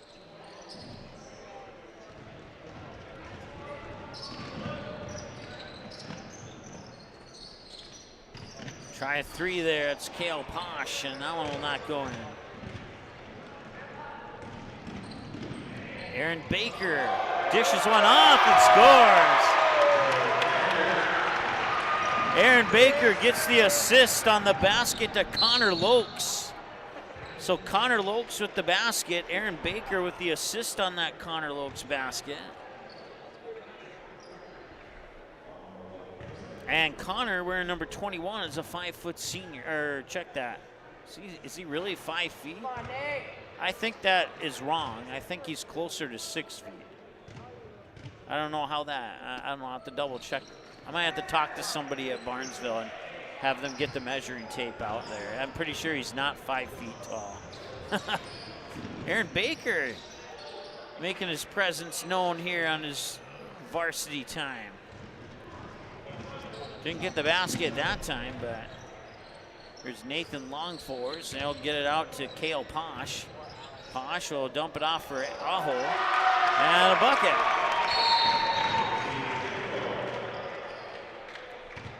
And now more substitutions. Brady Nozzle, a 5'10" sophomore, checks in for Barnesville. He is wearing number 14. Inbounds pass will come to Connor Lokes. 35 seconds to go here as Baker controls it. Fires it over to Nozzle. Nozzle now to Ehlert. Ehlert will give it up. I think that was Lokes, and it was Connor Lokes. And a foul.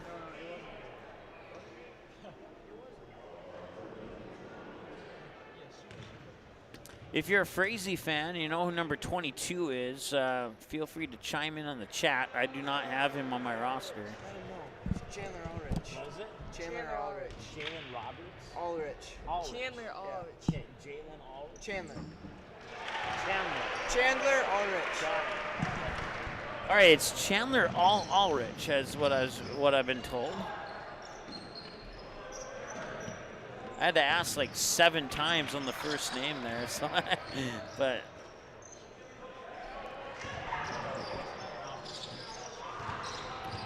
thank the Frazee student sitting nearby for helping me out with that one, and that one is not going to go in. There's a foul, and we have 5 seconds to go here in this one now.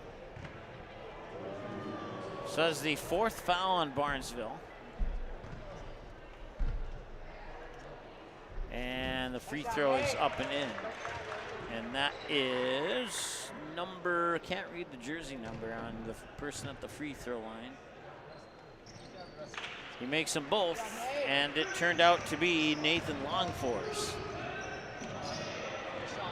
And that'll do it. It counts. At the buzzer, it counts. Referee put both of his arms up, and it's a 3-pointer at the buzzer. And the last 2 times we've covered the Frazee Hornets, we've had a 3-pointer at the buzzer. Last time it was Alex Helmers hitting the 3 from full court. And this time it was Barnesville hitting the 3 at the buzzer.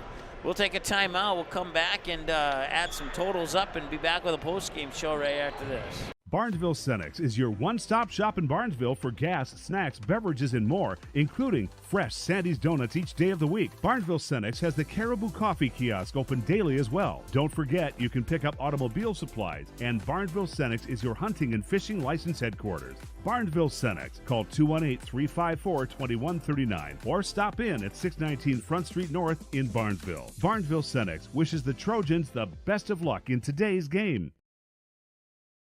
Ratzo's Pool Hall. You can find them at 205 Front Street in Barnesville. When you head over to Ratzo's Pool Hall, expect cold beverages, tasty and crispy pizza, as well as a friendly staff. Search for Ratzo's Pool Hall on Facebook. Give the page a like and follow so you can keep up to date with all the daily specials, new menu additions, and dates of special events such as karaoke and musical artists. Don't forget, if the Barnesville Trojans are playing, you can watch the game at Ratzo's Pool Hall. They invite you to stop by after the game. 205 Front Street in Barnesville, Ratzo's Pool Hall. Just a fun little place in a small town.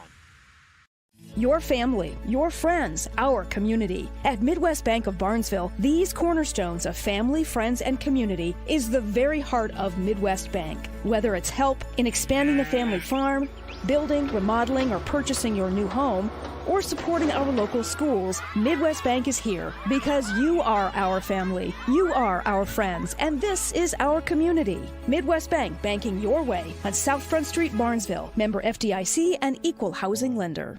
Barnesville Drug and Hardware is your local Health Mart pharmacy and hardware Hank store in Barnesville. Open weekdays 8:30 to 6 p.m. and Saturdays until noon.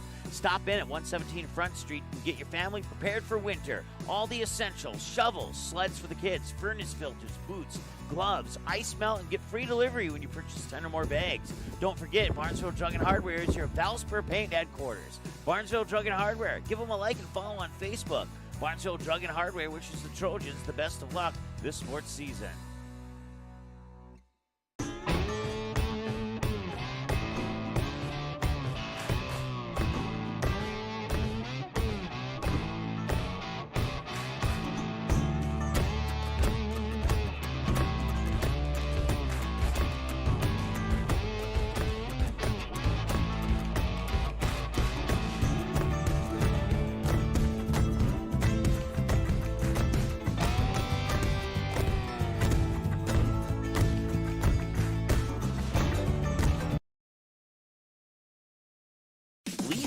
In Barnesville proudly cheers on the Trojans this sports season. As a featured business on the Barnesville City website, Lee's Electric can help you with your electrical needs and projects big or small.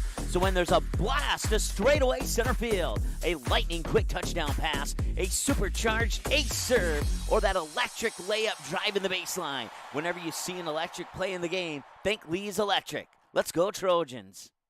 Ratzo's Pool Hall. You can find them at 205 Front Street in Barnesville. When you head over to Ratzo's Pool Hall, expect cold beverages, tasty and crispy pizza, as well as a friendly staff. Search for Ratzo's Pool Hall on Facebook. Give the page a like and follow so you can keep up to date with all the daily specials, new menu additions, and dates of special events such as karaoke and musical artists. Don't forget, if the Barnesville Trojans are playing, you can watch the game at Ratzo's Pool Hall. They invite you to stop by after the game. 205 Front Street in Barnesville, Ratzo's Pool Hall. Just a fun little place in a small town.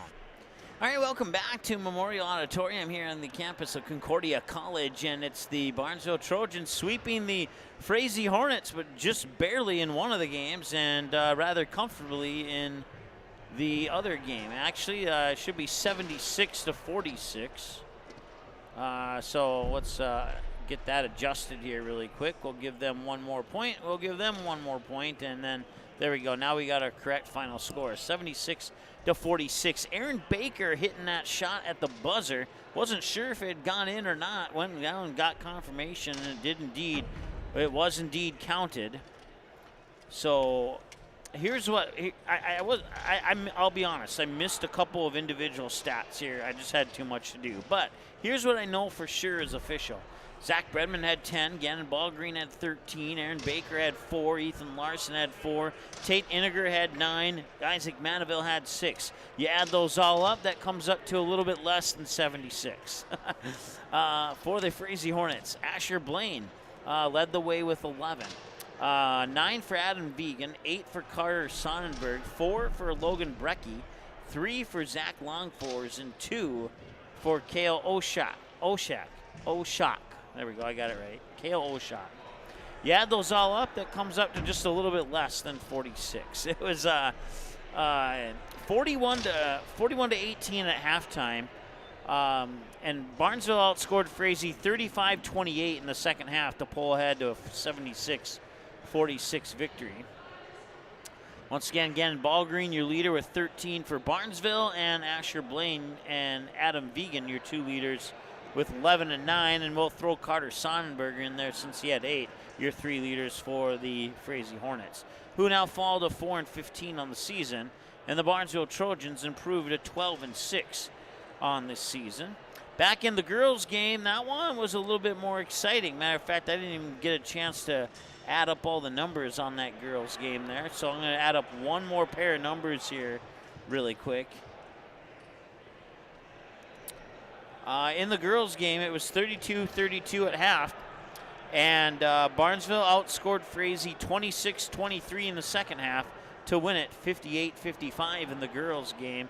A game that included, let's count them up here, 1, 2, 3, 4, 5, 6, 7, 8, 9, 10, 11, 12 ties, and 1, 2, 3, 4, 5, 6, 7, 8, 9, 10, 11, 12, 13, 14, 15, 16, 17.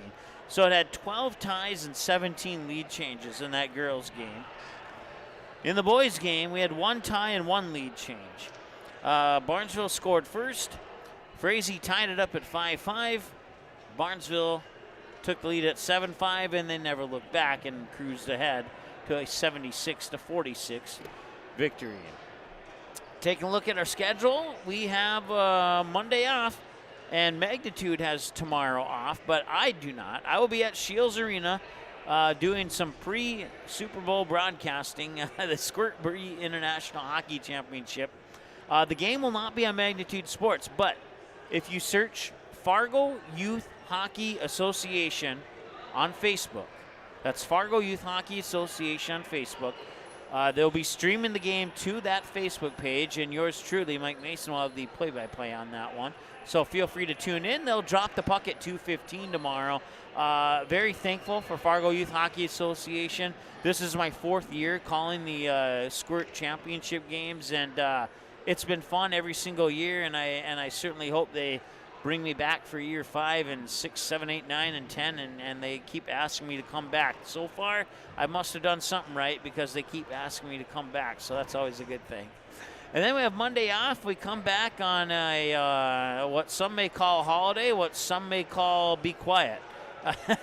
Perham and Park Rapids. I'll be in Perham as the Lady Yellow Jackets will take on the Panthers, and Chris will be in Barnesville as the Lady Trojans will take on the Lady Norman County East Ulen Hidderall Titans. And then I'll get the boys' version of that on Thursday. And then Friday I'll be back in Perham for what should be a good matchup. The Perham Yellow Jackets and the Dilworth Glendon Felton Rebels. 7:30 p.m. tip on Friday, and then we have Saturday off and come back for another Squirt International Hockey Championship game the following Sunday, once again on the Fargo Youth Hockey Association Facebook page. You can go to our website, click on the schedule, dig deeper into that. We have it all the way up to August of next year already. So we still have some more games to add over the spring and summer, but we have a good portion of our schedule available. We're rolling into the postseason here. You can see at the bottom of the screen there that the play-in round for the girls is on March 2nd. So that's like a little over 2 weeks away. And then a little over 3 weeks from now, some of our staff get on a plane and fly down to Vero Beach, Florida, and we kick off our baseball season here on Magnitude Sports March 11th, when the Fargo Post 400 Stars will take on an opponent to be determined. If the opponent has been determined, I haven't been notified of who that opponent is yet. So we'll be we'll be in Florida from March 11th to March 20th, I believe. I believe I come back on the 21st. So I know we're going to have Perham. Due to the schedule conflict, I'm not sure if we'll have other playoff games for you this season. But I know that we have the sponsorships and the broadcast crew for Perham. So we'll be taking care of the Perham playoffs for as long as they play in it. And then we'll see what we can do about some other ones here. I'm kind of unsure what to do. because I feel bad if I can get the girls' playoffs but not the boys' playoffs. So I'm still figuring out what to do on that aspect of it, and I'm sure we'll figure it out. So more to come on that. But yeah, like I said, you can check our website at magnitudesn.com and click on the schedule button. And you can also follow us on our social media channels, Magnitude SN on Facebook, Twitter, and YouTube, and then also Magnitude Sports here on Instagram. Thank you so much for the Frazee Hornet fans who tuned in, watched today's game. Certainly appreciate you doing so. And your final scores once again tonight. In the girls' game, it was the Barnesville Trojans 58-55 winners over the Frazee Hornets, and in the boys' game, 76-46 in favor of Barnesville. Thanks so much. We will talk to you again on Tuesday on Magnitude Sports. And if you tune in to the hockey game on the Fargo Youth Hockey Association Facebook page, I will talk to you again tomorrow on Facebook then for some youth hockey championship style. It's always been fun. I encourage you to tune in. Even if you're not a hockey fan, these little kids can play some hockey, and I think it's something that you'll enjoy. So I encourage you to like and follow and watch tomorrow, 2:15 puck drop on the Fargo Youth Hockey Association Facebook page. Thanks so much. We'll talk to you again soon. Seating has been a presentation of the Magnitude Sports Network. Don't forget to subscribe, click the bell, and visit our website at magnitudesn.com for a schedule of our upcoming broadcasts.